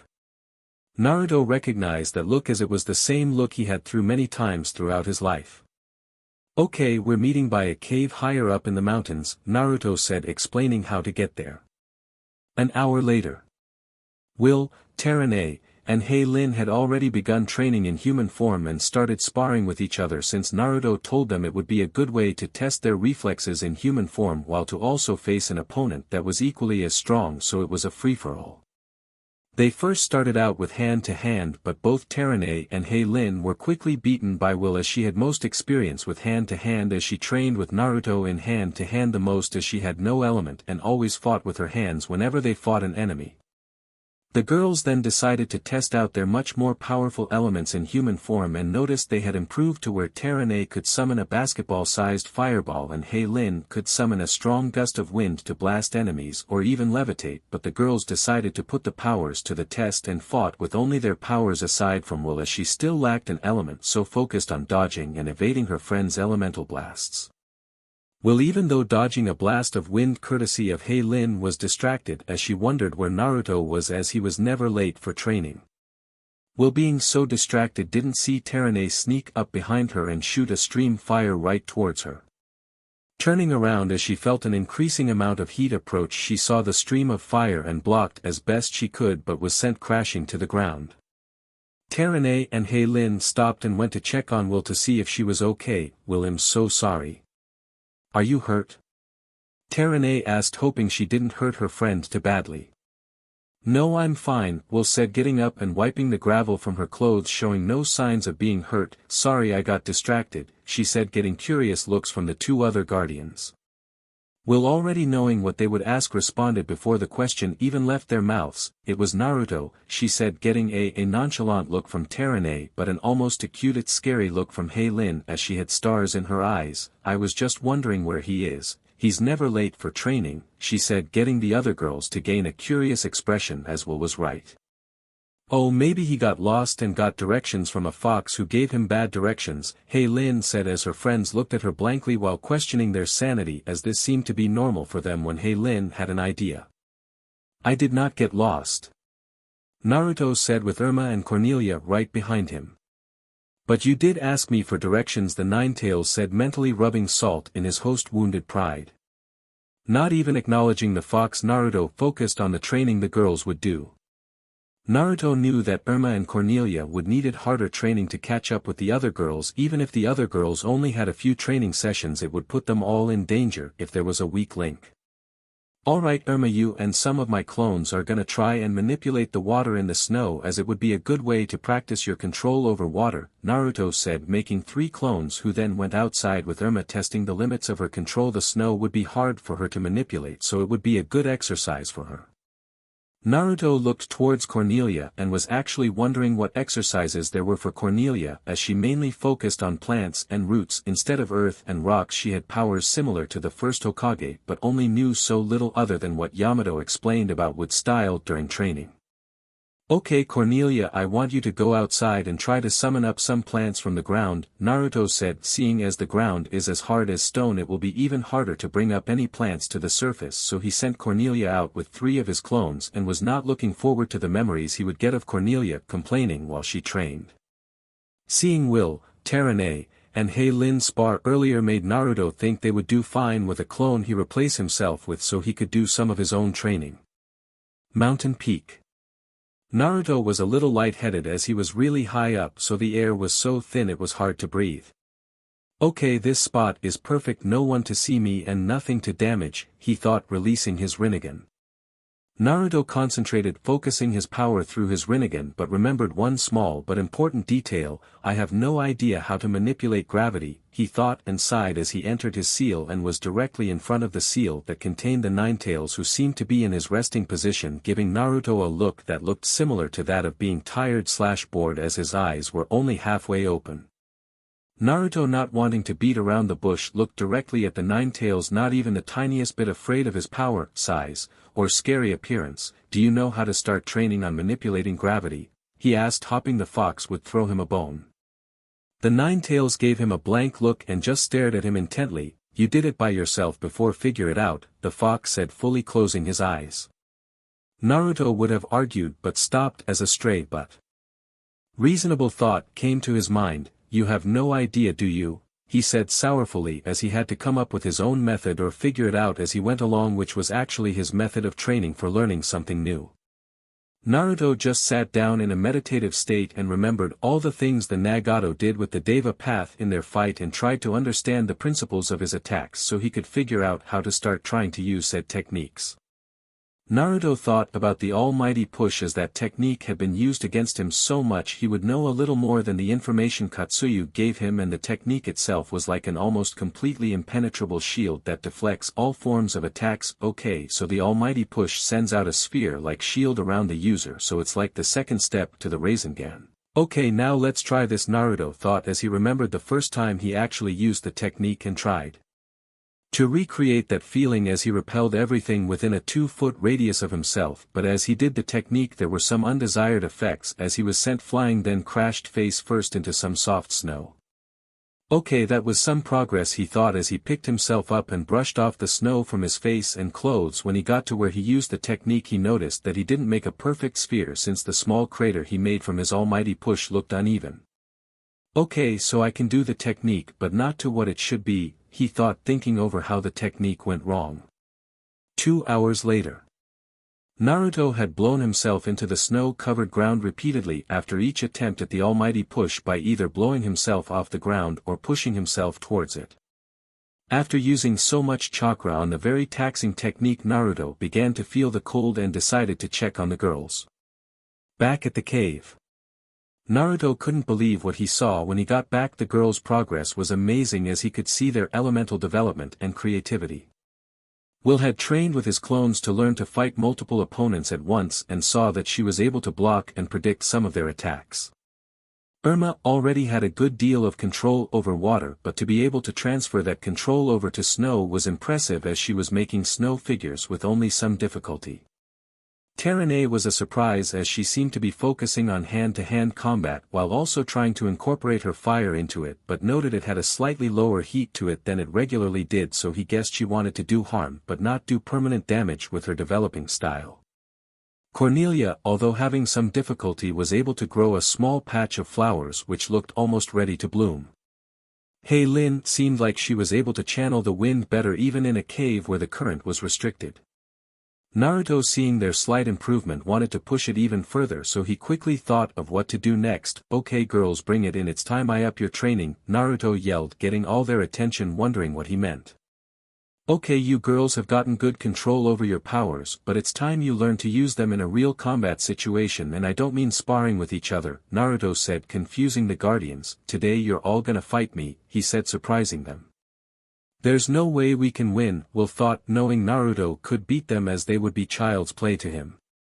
"We have no chance," Irma thought, her usually optimistic attitude fading over the thought of fighting the blonde. "Oh man, we can't beat him," Terene thought, doubting their chances of winning, as Naruto had all their elements and could take them all on just as easily without them. "We can't possibly win," Cornelia thought, willing to admit to herself that Naruto was stronger than all of them put together. "Oh, I wonder if we can take him," Hei Lin thought, thinking her and the others actually had a chance of winning. Naruto readied himself as he made 4 clones so he could face each guardian. "Alright everyone, get ready," Naruto said, giving them the chance to ready themselves. Naruto and each clone rushed each guardian, separating them from working together. Each clone will be referred to as Naruto, but each will stay with their own guardian. Naruto was trading blows with Will. He may have been holding back due to her not being as strong, creative, or as quick as he was when it came to fighting, but she was getting better. After each session he considered she might be ready for more advanced fighting styles and techniques, but for now he would up the difficulty as she improved. "You've gotten better, Will," Naruto said, enjoying the excitement of fighting someone, as he had no one to spar with for training, so this was a good substitute. "Thanks," Will said, smirking at Naruto, but even as they fought she couldn't stop the thrilling sensation she got whenever she fought. She could hear her heart beating like a jackhammer and feeling each impact her fists made when she hit Naruto. It was amazing for her to feel such intensity when she fought, but it was stronger whenever she sparred with Naruto. Irma was getting really annoyed as Naruto practically dodged every single one of her attacks. She even tried using her new skill of controlling snow, but he seemed to know where and when she would use it, and it irritated her as it seemed she was predictable to Naruto and she hated it. "You need to stop," Naruto said, jumping as the snow beneath him shot up where his feet were. "What are you talking about?" Irma said, her voice filled with irritation and anger. "You're getting angry and you're letting it take control. Trust me, I know what that's like, but you need to learn how to either control it or HRNSS it," Naruto said sagely, as he of all people knew what it was like to let anger get the best of oneself. "What's the difference?" Irma asked, confused by what the difference was. "When you control your anger you're able to focus on a singular purpose, and when you HRNSS it you will be able to fight harder and stronger than ever before," he explained, "but never let it control you. You'll make mistakes you wish you hadn't." He finished, remembering all the things he had done under the influence of his own anger. Terene was having a difficult time fighting Naruto as he countered and predicted each of her movements and attacks, even changing her fighting style after each strike had proven useless.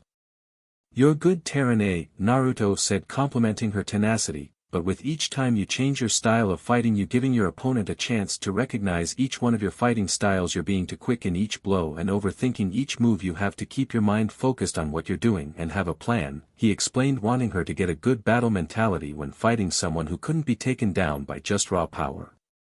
Terene took into account what he said and understood what he meant, and knew there would be enemies who could analyze their opponents like how Naruto was doing to her now. Showing them all her skills and techniques would give them an advantage which could cost her life, which made even more determined to be better and adapt.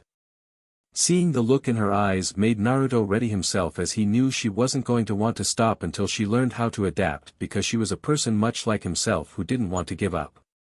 Cornelia was getting really frustrated with Naruto as he was dodging her attacks with his eyes closed, and even with him doing that it was still difficult to even get the drop on him. Ugh! How do you keep dodging everything I throw at you? She yelled in frustration. Naruto, still with his eyes closed, faced Cornelia. When you attack you're not really stealthy, you go for the direct approach, and you're not very creative with your element. Instead of using your elements for attacks at a distance, why not close range? Or even close combat, he explained, and to further prove his point he encased his fist with rocks and focused his chakra through it and smashed it against the ground, making the ground shake as if it were a shockwave.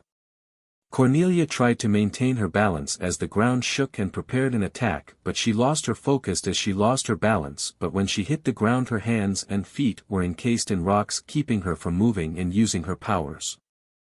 You need to be creative with your element, Cornelia. It has many versatile uses for both offense and defense and can be used for close combat to long distance, he explained, letting her out of her restraints while helping her up. Cornelia looked at the damage Naruto was able to do with her element and thought to what he said, and realized in her previous battles she wasn't as versatile as Naruto was with her element. Lin fired multiple blasts of wind towards Naruto and summoned up a small vortex of wind to launch her behind Naruto and sent a giant burst of wind towards Naruto, and as it hit it created a small dust cloud. Impressive, Naruto said behind Lin, surprising her as to how he got there, but before she could send another blast of wind she was sent back by one of Naruto's. But you need to expand your arsenal of techniques, and you also need to stop holding back, he continued, knowing Lin was the kind of person who didn't like to harm others, and even though Naruto was the same way, he also knew the dangers of holding back against an opponent.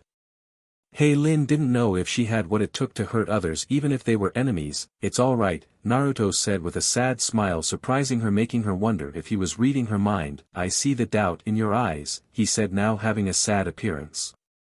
But you have others counting on you, and if you fail the team or the people you're trying to protect will suffer or even die. He finished, hating every word he spoke as he knew the purity Lin had was unlike that of anything he had ever seen, but couldn't let her go out into battle holding back. Lin understood what he was saying and knew that he was right, so she sharpened her resolve and faced him with burning determination. You're right, I want you to show me how to be better, I want you to show me how to be strong, she said, and when she finished Naruto was able to hear and feel the wind pick up inside the cave and knew Lin's power was increasing due to her strong emotions. Naruto released his clones as he saw the girls' exhausted states and realized training was done for today. Okay girls, let's go back to the lodge, he said, getting the girls to nod. Ski Lodge. An hour later. Naruto and the girls were currently hanging out in one of the girls' room, and while the girls gossiped he remembered something he hadn't thought of for a long time. It was when Team 7th first formed, when they told each other about their likes and dislikes. He now understood why his sensei made them do that. It was so each of them could understand one another, so they could trust each other and bond with one another. Hey girls, sorry, I almost forgot something about our training, he said, making all the girls groan due to their sore and exhausted muscles. Don't worry, you don't even have to move a muscle, we're all gonna share our likes and dislikes, it'll make us a better team. I'll start. I like ramen and my friends and nature. I dislike people who use others and people who judge people without taking the time to know them, Naruto said, getting the trust exercise started. Will deciding to give it a chance spoke up first. I like stuffed animals and water sports, mostly swimming, and dislike bullies and history class, she said, getting a nod from Naruto. Irma, not seeing the harm, decided to give it a shot. Okay, I like rock bands and long baths, dislike sports since I'm not that good, Irma said, feeling a little happy to share something personal with her friends. Terene, even though nervous, decided to share. I like classical music, photography, and dancing. I hate bugs though, she said, then shivering at the mention of bugs. Naruto mentally chuckled, imagining the reaction she would have if she ever met Shino. Ugh, fine, I guess him next, Cornelia said, thinking this was pointless. I like shopping and ice skating but hate swimming, she said, but didn't see the blank stare Will was sending her as she mentioned she liked swimming earlier. Oh, I'm next. Lin said excitedly. I like sci-fi movies, stargazing, art, sweets, and designing clothes, but I hate spicy foods, she said, having no problems listing her likes and dislikes. Okay, you guys did great, but I want you to understand the purpose of this exercise, Naruto said, getting the girl's attention. The purpose of this is to make the bond you all share stronger, he said, getting confused looks from the other girls. Excuse me, but this makes us stronger how? Cornelia asked, her voice somehow sounding both questionable and sarcastic. Naruto sighed but couldn't help but smirk, as this was similar to his reaction when he figured out the true meaning, but he realized how important it was for teams. When you fight with someone and you're able to understand them, the bond you share will make you all powerful beyond measure when you're together, he explained, shocking the girls who couldn't believe sharing a little bit about themselves could make them stronger. Naruto, thinking they all had a long enough day and had a lot to think about, decided to go to his room for some rest. An hour later. Waking up from his nap, Naruto went over to his bag and took out the scroll with his father's signature technique and unsealed his father's kunai. The technique was S-ranked for a reason, as it was so dangerous to even attempt, as there were many risks to the technique which could prove fatal at the very least, so Naruto had to understand the seal array, as the technique was like a summoning since they both consisted of fuinjutsu and ninjutsu. Naruto had made very minimal progress with his father's technique. He knew the technique was basically similar to that of summoning, but it was more than that, as it also worked as a reverse summoning, but was very different since he had to do it from a distance and couldn't focus his chakra through the seal, but that had no effect at all. Then thought of using BLD, but threw that thought out the window due to amount of BLD he'd lose. Okay, this seal is difficult to break down, but maybe if I can break it apart and try using the jutsu, I may be able to use the technique to a lesser degree than Dad, Naruto thought, trying to break down his father's technique, but couldn't since the seals were designed by that of a master, and even with his Uzumaki talent for seals, the technique seemed to make his skills seem third-rate to this particular seal, and the notes he could decipher assisted him just a little in the jutsu seal, but made no major impact on his research of the seal. Okay, maybe I'm not seeing this from the right angle, but maybe my plan will work, he thought, using the Azura path to make some ordinary kunai, then getting a few blank tags and started writing different sections of the Flying Thunder God seal array and tried focusing chakra through each of them, but got different reactions. The kunai seemed to mimic the jutsu they were a part of, both similarly and differently. The first seemed to act as a beacon, the second one seemed like it was drawn to him as if there were a pull between it and him, the third was moving away from him almost like magnets with the same charge, the fourth seemed to actually teleport to him, which seemed like it could be useful to bring the kunai to him. The final one seemed the most peculiar, as it was in the same spot but looked like it was teleporting, and when he tried to grab it, his hand seemed to go right through it like it wasn't even there. Okay, not what I was expecting, but it's a start, he thought, examining the kunai that teleported to him, the one that drew closer to him, and the one that acted like a beacon, as they seemed like the most useful. He examined the seals for them and tried to see if there was a way to improve upon the separate pieces of the seal to his father's signature technique. Few hours later. Naruto stood up and stretched his limbs, as his body was sore from lack of movement after spending so much time working on the seals. He made it so that the kunai that teleported back to him went into some sealed wristbands he made, so that every time he summoned the kunai it would teleport into the seal, kinda like working as a long-distance sealing. He removed the tag from the kunai that worked as a beacon, as it seemed to be a waste of a kunai and would be more useful as a tag, because if he hit it well it would be useful for tracking. He went back and examined the kunai that pushed itself away from him and the one that pulled to him. He wondered if it had more to do with his chakra and Rinnegan, since his gravity did act like a magnet in some cases, and wondered if it could improve upon the effectiveness of throwing projectiles, as it would go further if it repelled from him and could be drawn back to him from a distance and do some damage to his enemy, if he played his cards right. All that was left was the kunai. He couldn't touch something he couldn't figure out a purpose for, so he sealed it away, as he couldn't just leave a transparent object that appeared and reappeared in the same spot faster than one could blink. But what made him curious was that it seemed to not phase through the floor completely, as it seemed completely grounded. So he picked up a pencil and poked the kunai and it moved, which confused him, so he attempted to touch it with his hand and it went through his hand, so he theorized that his chakra in the seal made it transparent on him alone, so it was a weapon that couldn't harm him but could harm others.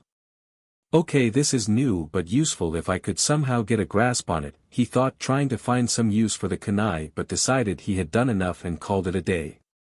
Silver Dragon at night. Naruto was currently taking and giving out orders for food, but through all his multitasking he saw Caleb grabbing a lot of materials and equipment, which made him curious. After telling Yen Lin he would be going on break, he went to the basement where he saw Caleb with way more equipment than he ordinarily took with him back to Meridian. Naruto, not liking how this seemed, looked towards Caleb. "Okay, what are you planning?" he asked/demanded, getting Caleb to turn around, and as he was about to speak Naruto cut him off. "And don't bullshit me, if you do I'll kick your butt," he said, fully serious if Caleb tried any of his usual CRP. Caleb knew that lying would get his butt kicked and was gonna ask Naruto for his help anyway since he needed the extra manpower and Naruto could supply it tenfold easily. "There are multiple transports heading to the palace in a few hours, they're all carrying food, resources, and possibly weapons," Caleb said, making Naruto understand why he needed so much equipment. "We can use all the supplies we can get for the rebellion if we can capture the transports, and it'll be a decent blow to Phobos's army," he said, telling Naruto the reason why this raid needed to succeed. Naruto smirked at how great this was gonna be as he got to help people fight and stick it to Phobos, so there was no way he was gonna miss out on this. "Okay, tell me what the plan is and where the transports are gonna be," Naruto wanting to know Caleb's plan and wanted to know if there were any miscalculations on his part, because even the most perfect plan could go wrong if there was a single unaccounted variable. Caleb explained that there were 3 transports, one with weapons heading to the palace through the forest, the second one filled with food collected from farms and the sea, the third one was too far out and heavily guarded as it had both weapons and food being delivered to one of Phobos's prisons, but only the first 2 could be hit as Caleb could only stretch the rebellion's limited forces so far. Naruto saw that Caleb wanted to strike the transports simultaneously, which would have been a good idea if one of the transports weren't so close to the palace where one of Phobos' troops could easily see them. It would be better to attack the one in the forest first and send out a fake distress message through one of the blackbirds. Some of the soldiers had then attacked the second one as there would be fewer troops to fight, and even though the third transport wasn't a target, Naruto decided it would be, as he was gonna commandeer its supplies for the rebellion, but not alone, as the terrain was basically rocky and flat, so even with his skills he would be spotted. But then an idea crossed his mind on someone who could help. Naruto explained some changes Caleb should have made to his plan, which to his surprise he actually listened to, but noticed the anger behind Caleb's eyes, which wasn't directed at Naruto at all, it was to himself, as he could have put his troops in massive danger and they could have quite possibly lost their lives. Naruto saw how Caleb was mentally berating himself and wanted to help. "Listen, Caleb, there is no perfect plan or perfect strategy, all plans aren't perfect, but you need to pick the best plan available so there will be fewer people hurt," he said, leaving Caleb alone as he felt his friend needed it. Meridian Forest 3 hours later. Naruto was currently walking through the forest to a specific location in order to get some assistance on his raid on the third transport. Flashback inside the Infinite City 2 hours ago. Naruto was somewhat surprised that Caleb found a portal as quickly as he, but then realized he may have known about it longer than he let on, so that would be another interesting conversation with the rebel leader. Naruto currently made multiple clones and split them up between the 2 groups, which would be heading to the other 2 transports, as his clones could assist in the battles and take more resources back to the Infinite City. While most people were shocked by this and seemed to panic a little, Caleb had to calm everyone down, so when he wasn't looking he slipped away to take on the third transport, and with all his clones Naruto highly doubted Caleb would be able to tell the difference of the original being there. End of flashback. Arriving at his destination outside a cave, Naruto unleashed a strong pulse of his power as if he was signaling something, and to his joy, something inside the cave came out, and that was Abner, the dragon he befriended not too long ago. Abner felt a strong source of power outside his cave and saw it as a challenge on his home/cave, so as he was ready to fight he noticed a familiar small figure right outside his cave, then immediately calmed down as he saw Naruto, who he knew wouldn't want to fight. "Greetings Naruto, it is nice to see you again," Abner said truthfully, though sounding neutral, but he secretly enjoyed the boy's company even only after the one meeting. "It's good to see you again Abner, how have you been?" Naruto asked, happy to see his dragon friend once again. "I'm fine Naruto, though I am curious as to why you are here," Abner asked, as he doubted the only human he liked would come here for pleasantries. I came to ask for your help, he asked, gaining the dragon's interest and curiosity as to how and why someone like Naruto the human who had the gall to face him needed his help for something. What would you need my help for? Abner asked, ready to help the human he considered a friend. The rebellion is low on supplies and there's a transport carrying enough supplies to assist the rebellion, and I was wondering if you could help me, Naruto asked, knowing it was a lot to ask of the human-hating dragon. Abner normally would have left the humans to fend for themselves, but since this was Naruto asking, he would help, but it made him feel a little better that it would piss off the pansy but prince who he hated more than all other humans for what he did to the once great land. Naruto, I hate all humans, well except for you, Abner said, smirking at the ninja, but for you to ask me in assisting the humans that I hate makes you either very brave or very foolish to ask me this, he continued, seeing Naruto's downfall expression, which confirmed his belief Naruto didn't want him to do anything he didn't want to and hated having to even ask his friends to do things they didn't want to do, but I shall help you as you are my friend and an opportunity to piss off that bitchy prince is too hard to miss, he finished saying with a sadistic smirk on his dragon face. Great, let's go, Naruto said, walking in the direction towards the transport, but was stopped by Abner's tail and looked back at him curiously. We aren't walking, Abner stated, confusing Naruto as Abner's tail wrapped around him and placed him on Abner's back, which surprised him as he knew a lot of animals that had too much pride in themselves to allow anyone to ride them unless they truly earned the right. We're flying, Abner said, taking off to the skies.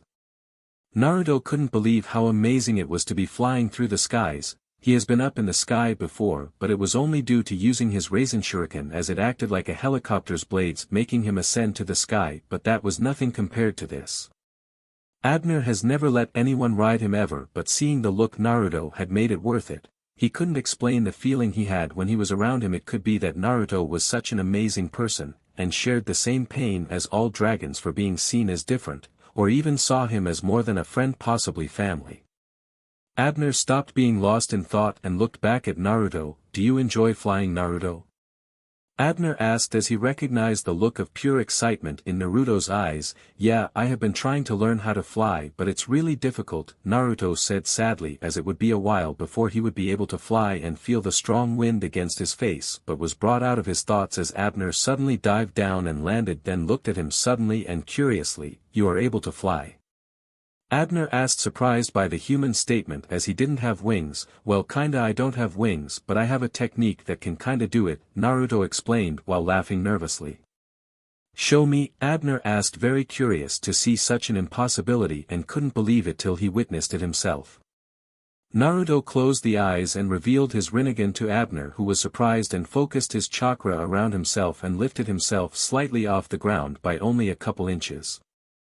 Abner was amazed by not only Naruto's small ascend but the change in his eyes. Your eyes have changed, why is that? Abner asked, still looking at his eyes as they seemed to hold a vast amount of power and made him wary of the mysterious power behind the eyes as his instincts basically screamed danger. Naruto explained the history and powers the Rinnegan gave its users, and when he finished telling Abner the tale he looked like he couldn't believe what he was told. This child has such an incredible power, yet he doubts his own skills and thinks he needs the assistance of others, Abner thought, as most people who came into contact with such power usually craved more and harmed whoever stood in their way. He is either very humble or doesn't think very much of his own skills. He finished thinking, then thought to how he could help his human friend, but pushed that thought aside as they had gotten sidetracked from getting to the transport.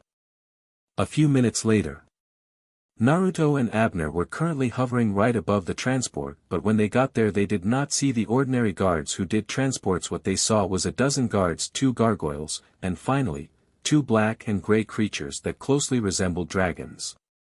Abner, what are those things? They kinda look like dragons, but they're not, Naruto said, not judging by just their appearance but their magic. They didn't give off the same feeling Abner did.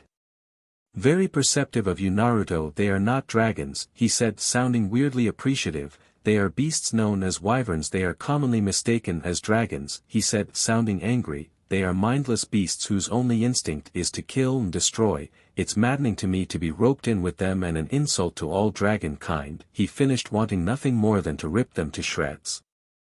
Naruto could understand how he felt as he was roped in the same circle with the Nine Tails as he was seen as the beast itself during his childhood. Naruto could only imagine what the wyverns did to the dragon's reputation, seeing as they are very similar in appearance. He could only assume it wasn't pleasant and filled with bloodshed for both the dragons and wyverns.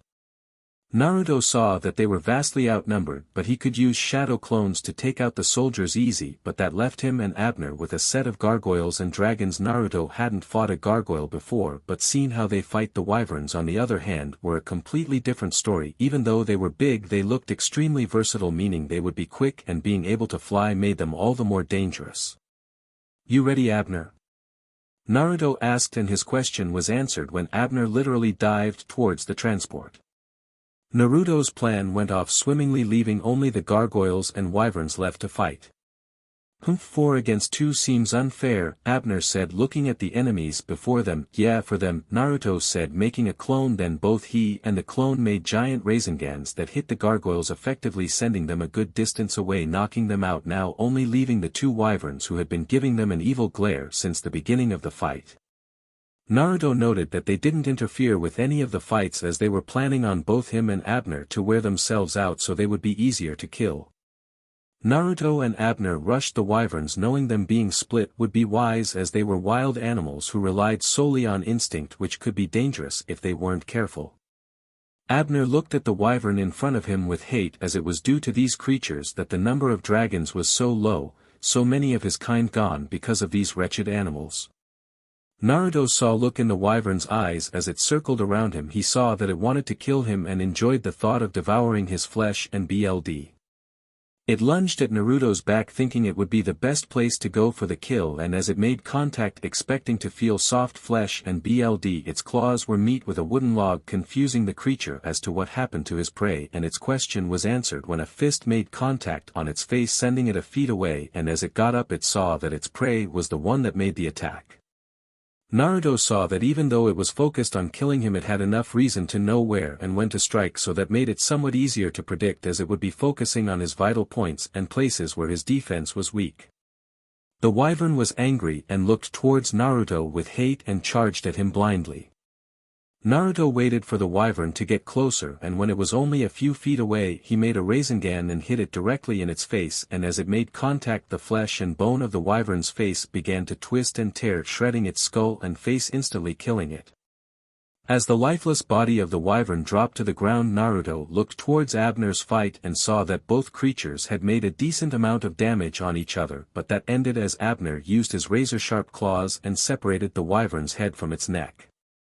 Naruto felt unsettled as he saw the satisfaction on Abner's face as he killed the wyvern, and couldn't help but ask, "Abner, what's the history between dragons and wyverns?" he asked, wanting to know, as when he spoke of them earlier he said it with much hate and anger. Abner calmed down and let out a sigh as he knew this would come. Centuries ago humans and dragons lived in peace and harmony, that is until the wyverns attacked us, both humans and dragons. It was a battle unlike any other, but in the end when things started to settle down it was the humans who attacked us after everything they saw us as they saw the wyvern's mindless beast, Abner said, growling a little as he explained the history of bad blood between the 3 races. So the dragons who weren't killed ventured off to the other realms, only a few including myself stayed, and from that moment on there have been only a few humans worthy of being befriended by dragons much like yourself, Abner said, finishing the story. Naruto was shocked, not knowing what to say, as the history of dragons reminded him of his story. He was blamed for the Nine Tails' actions, and the Nine Tails didn't even do them, as he was controlled by the masked man who was truly to blame. Naruto looked towards Abner with a neutral expression. "Abner, I understand how you feel, to be viewed as a something you're not by others," Naruto said, remembering all the looks and glances he got as a kid, "but you can't just think everyone is the same. I mean, look at me, I'm human and you gave me a shot," he said, remembering his friends Shikamaru, Choji, Hinata, Kiba, Sakura, Ino, Niji, Tenten, Shino, Lee, Gaara, Temari, Kankuro, Kakashi, Gai, Kurenai, Asuma, the Konohamaru Corp, Ebisu, the Third, Tsunade, Jiraiya, and even Sasuke, who kept him from falling into the darkness. They kept him from falling into the depths of despair. So what am I supposed to do? Just openly trust all the humans who approach me, the same humans that killed my kind? Abner said, feeling intense emotions, and was shocked by what he heard Naruto say next. No, you shouldn't openly trust everyone, but you should at least give some of them a chance. Not everyone is distrustful. If they were, I wouldn't have had the friends I had and you wouldn't have me, he said with a small smile. Abner couldn't stop the shocked expression on his face as he stared at Naruto's reasoning, but let out a sigh of defeat as he knew Naruto was right. So can you help me bring this to the Infinite City? Naruto said, referring to the heavy transport. Cause I would do it myself, but you know it kinda heavy, he said, smiling nervously. Abner sighed and motioned for Naruto get back on his back, and as he took off he picked the transport up with his feet. Outside a cave entrance to the Infinite City. Caleb, this raid turned out great, Aldrin said with a joyful smile, and that new recruit Naruto, he is a game changer for the rebellion with all his skills and abilities. The war is finally in our favor, he continued, looking back towards the multiple copies of the person they were talking about. Caleb knew Aldrin was right, but also knew that they shouldn't rely solely on Naruto, or the rebellion would surely fall, as they would be as overconfident as Phobos. He then remembered when Naruto asked him what it is he fights for and what it was that makes Meridian worth protecting, and it stumped Caleb as he couldn't figure out what he meant. Caleb's thoughts were interrupted as he heard a loud flapping sound which sounded somewhat familiar to him. Dragon, a random rebel shouted out, making everyone look to the sky and see a white dragon with gold highlights. Everyone arm yourselves, Caleb said, getting his men ready for battle with the powerful beast. As the dragon landed, dropping a transport in the process, the mighty beast seemed to just look at the group of humans as if he were judging them. Hey Caleb. Naruto's familiar voice said from behind the dragon, surprising and shocking the rebels. Caleb, coming out of his shock, looked towards Naruto. Naruto, did you tame a dragon? He said, unable to compose himself and find the words that would fit this particular situation. Naruto could literally see the irritation on Abner's face due to Caleb's remark of him being tamed. Caleb, this is my friend Abner, Naruto said, referring to the irritated dragon staring the rebels down. And can you please tell your men to put down their weapons? He asked, and Caleb heeded his request by ordering his men to lower their weapons, but saw the unease they all had.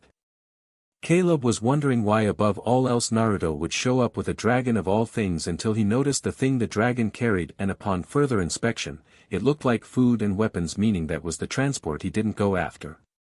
Deciding to speak about this at a later time, Caleb and Naruto along with the rebels and Abner entered the cave to get to the Infinite City. A few minutes later.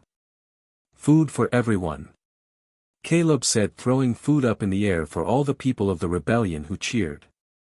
We need many more victories if we're to turn the tide on our oppressor, so eat well tonight, he said as many people rushed towards the barrels in order to get as much food as possible. Caleb jumped down from the podium and was greeted by his best friend Aldrin. Caleb, do you have any more of that chocolate from Earth? You know, for the little ones, he said as Caleb looked past him and saw some kids in makeshift armor made from household appliances. I'll bring back more tomorrow, Caleb said, smiling. Here, Naruto said, pulling out some bars chocolate he happened to have, and as soon as the kids caught a whiff of the tasty treat they were on him faster than he could blink. Naruto, talking a moment to look at the kids, brought the ninja some joy as he was able to make those kids smile, but seeing this also brought on a sad memory to the blonde as he remembered being in a similar situation to these kids when he was their age, as he rarely got any good food. Naruto was brought out of his thoughts when Caleb tapped him and motioned for him to follow, and as they walked to another portion of the Infinite City they saw Abner curled up in a resting position, but it was hard to tell if he was sleeping or not. Okay, you need to explain how you tamed a dragon, Caleb asked as Abner's eyes suddenly opened, revealing pure white eyes with a black slit.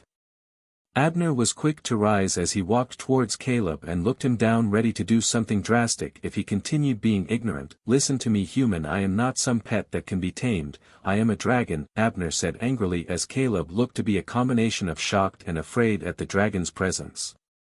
Naruto, seeing how bad this could go down if someone said the wrong thing, got in between his dragon friend and his idiot rebel leader friend. Listen, we all need to calm down, Naruto said, successfully calming the dragon down, but Abner still glared at Caleb.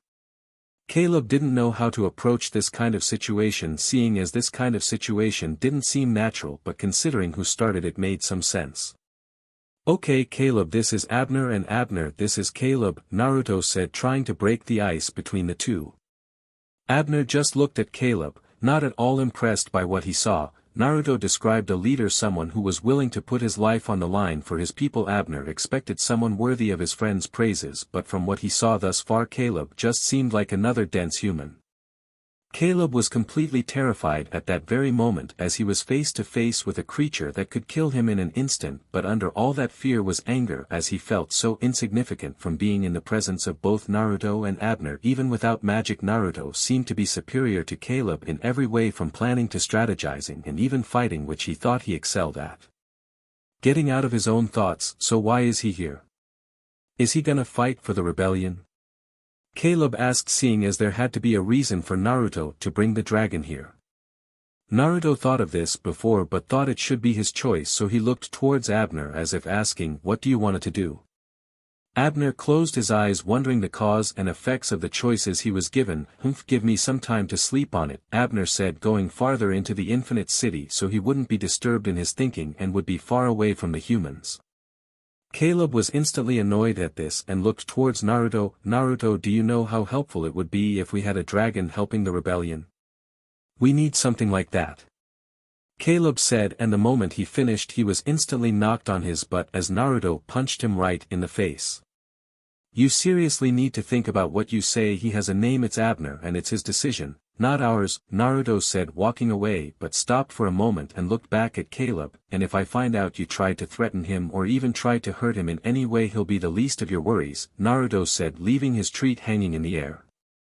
Caleb just got up and rubbed the spot he was punched, as he had gotten punched by Naruto so many times his body just seemed to adjust to it. During the rebels' celebration, double the guards on every dlvry into the castle and on every lookout, Cedric said to the guards in his human form. What went wrong? Phobos asked, mildly angry. They knew our routes, Cedric said, surprised that him being gone for so little time made the army more predictable for the rebels, and the boy was seen at each location. I don't know how, but he was. Also, my lord, I can't look for the princess and monitor the army traveling between worlds, Cedric said, displeased he hadn't been able to kill the guardians yet. Phobos wondered if the boy was using astral drops, but pushed that aside as he knew Cedric was right. Being in both worlds dampers his general's effectiveness. Our movements are anticipated, our supply routes interrupted. How do I find the spy among them? He asked, needing to find the source of the rebels' wellspring of information while looking at his staff, thinking they all were spies and should just execute them just to save him the trouble. Spread a rumor, Cedric said, getting Phobos' interest at the prospect of his idea. Pretend something extraordinary has been found by one who doesn't know its value. If a rebel comes looking, not only do we trap him, your suspicion is confirmed, he finished, unknowingly stopping the prince from murdering the whole kitchen staff. Phobos, liking his general's plan, smiled, as it would save him time on looking for a new kitchen staff, and getting someone to clean the bloodstains off the castle floors would be too much of a pain. Good, and I know just the object to lure their leader into the open, Phobos said, remembering a certain object that was taken and used against him a long time ago. A few hours later. Okay, I need to ask why he's coming with us, Naruto said, referring to the very nasty, diabolical smelling Pauling known as Blunk, following them back to the human world. Because without him I wouldn't be able to find portals, and I can't exactly go to the girls because they would either hold it over my head or get on my nerves. Paying him is much easier, Caleb said, completely serious, as his experience with dealing with the girls has never been pleasant or easy. Naruto knew the girls could be unique in their own way at times, but that didn't mean they wouldn't help Caleb or didn't know when to get serious, because to him they would adjust and be ready for whatever came their way. Push came to shove, they would be ready to help. Seeing the portal up ahead, they all entered, and the moment they got to the other side they see the girls looking less than pleased at the three of them. You guys, when you find a portal you're supposed to tell us, Will said, sounding not at all pleased. Naruto, like any other man alive, did what he had to do in order to not be on the receiving end of feminine fury. He passed the blame on to someone else, and that so happened to be Caleb, and seeing as how he messed up so often when it came to women, this may as well have been karma. I had no idea about this, he just needed my help. I didn't know anything about the portal till I saw it, Naruto said, pushing Caleb in front of him and Blunk to act as a meat shield. Caleb couldn't even turn around to glare at Naruto as Will and the other girls gave him a glare that could melt ice. 2 hours later. Naruto and the girls were currently eating lunch while the girls also probed Naruto for information about the status of the rebellion. "How are you not exhausted? You were up all night," Lin asked curiously as to how he seemed no worse for wear. "Due to my training I can go a few days without sleep and still be at the top of my game," he explained, knowing there were people who even though had less stamina than him could do it longer like his sensei, and shivered at the training it took to accomplish with V.O.I.C.E.H, who would always attack him right before he slept. It took almost a week before both his body and mind adapted and he could get a good night's rest. Will's attention was drawn away from Naruto to a poster on the cafeteria wall with a poster on it. "Hey, what's that poster over there?" she asked the girls, wondering if they knew. Irma, Cornelia, and Terene let out displeased grunts and noises. "Drama night," Irma said. "Every year 4 groups of kids, oh, I'm sorry, losers, put on these mini-plays on a theme," Cornelia continued. "All the parents and grandparents come, it's a whole big loser thing," Terene said. "More like a lame fest," Cornelia said, finishing the conversation until a literal ball of energy given human form showed up. "Great news, I signed us up for drama night," Lin said, happily, getting shocked and displeased looks from the other girls and curious look from Naruto. "Sounds like fun," Naruto said as he was able to see how certain special effects and costumes were made when he was protecting Koyuki Kazuhana, so he thought using what information and skills he gathered to help and assist Lin would be kinda fun. Same time at Phobos Palace. "Captain of the Guard, I have remarkable news. The seal of Phobos has been found," Cedric said to the general along with 2 soldiers. "The seal after all these years?" the general asked, both in shock and curiosity. "It was near the outpost at Taurus Filni. I want 100 riders to bring it back in 3 days' time safely back to the castle," Cedric said, getting a nod from the general. "What I have just told you must not become general knowledge," Cedric said with a barely noticeable grin as he saw the 2 soldiers looked like they were going to blabber the information as soon as they left, unknowingly putting Cedric's plan into action. Phobos looked at the situation blankly, unconcerned that his army easily seemed to blabber about information and that there might not be a spy, just incompetent guards who couldn't keep their mouths shut. Back in the Infinite City. Abner was currently lying down resting but still aware of his environment, still considering if he should help the rebellion or not. The dragon was taken out of his thoughts as he sensed someone coming. As they got closer he decided to play it safe and pretend to be asleep as he didn't want to give the other humans an actual reason to fight. When the person was in view he lightly opened his eyes and what he saw made him relax a great deal, as it turned out to be a little girl with bright orange hair peeking out from behind one of the many pillars. Thinking she was successful in hiding from him, and for that he almost broke from his act of sleeping just to laugh. The girl approached him, which made the dragon slightly curious and impressed by the child's bravery as he made full-grown humans tremble in fear as they got closer to him. The child, however, approached him cautiously as if she was trying to not wake him. "Wow, a real dragon," the child said in awe as she was only feet away from him.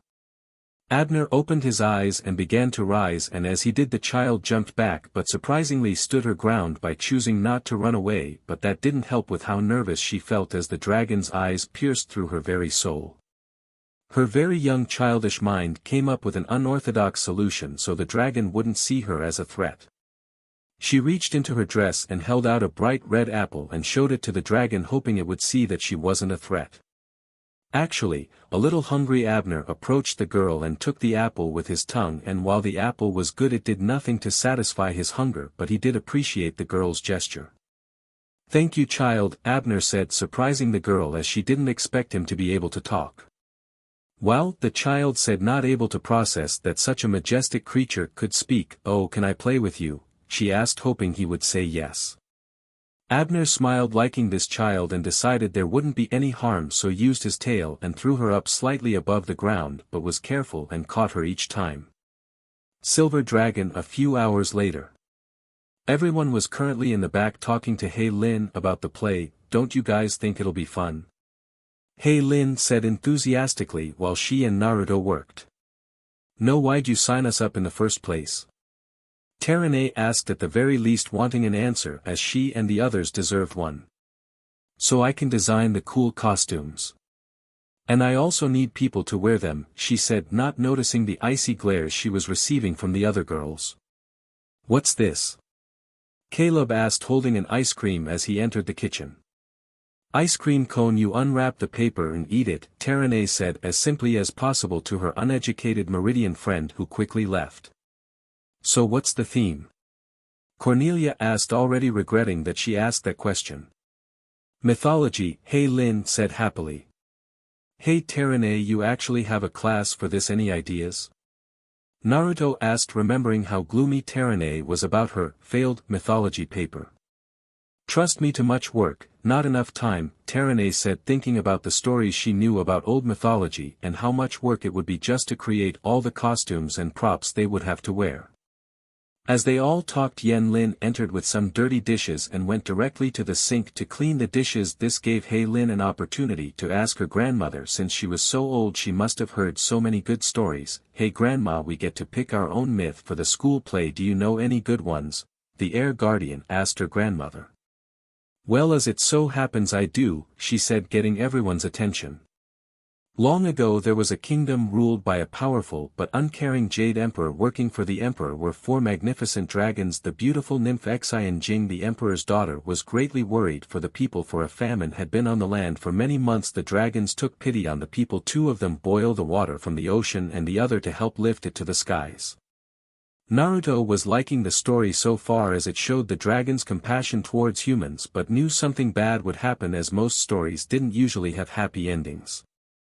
The terrible drought had ended, but the emperor was enraged. Of course, too much power goes to one's head and they think everything has to go their way, Naruto thought, remembering certain people who became mad with too much power. How dare the dragons act without his permission? He ordered them locked inside 4 mountains. Can kinda see why Abner is so distrustful of humans, he thought, until he remembered a certain detail. Wait, Yen Lin said the princess was a nymph. I've never heard of that race in Meridian. Naruto kept quiet and listened to the rest of the story, thinking it might answer his questions. His beloved Xing Jing told the emperor she was joining the dragons by becoming one herself. She became a dragon?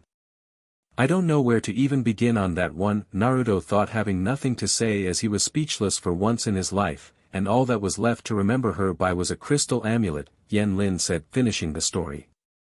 The origin of our powers, Will said as she and the other guardians looked at Crystal, amazed by its origin. That's our play, Hey Lin said, thinking the story would make a terrific play. So I'm obviously the nymph, Cornelia said, thinking she was born for the role.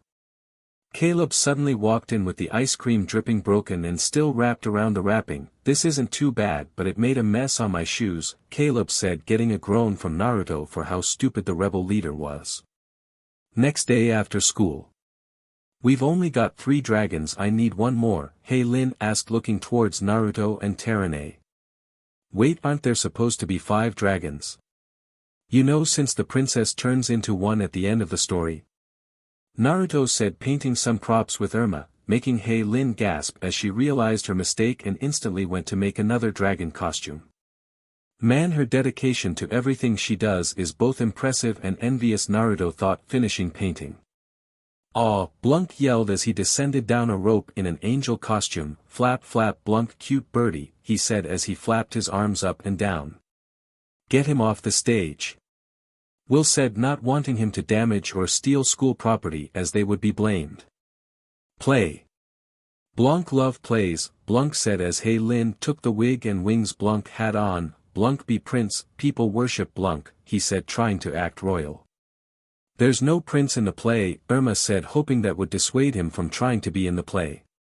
But we do need another dragon, Terene said as she and Naruto were already busy telling the story and using the special effects, and it doesn't have to be a tall dragon and he's in a costume and mask, she finished, hoping that would persuade them to let him do it. Works for me, Hey Lin said as she only had enough material for a small dragon costume, so this worked out okay. New real dragon once wanted egg back, bit uncles but off never the same, Blunk said, remembering the job he and his uncle did when he was younger. This got various looks from the girls and an angry one from Naruto. If that egg contained a baby dragon, Blunk basically kidnapped it. So alright folks, that's all for today. Stay tuned for part 4. Do subscribe, like and share for more such videos. Also check out the story and author's pyrohelixdrago, KFB Anime 87 on fanfiction.net.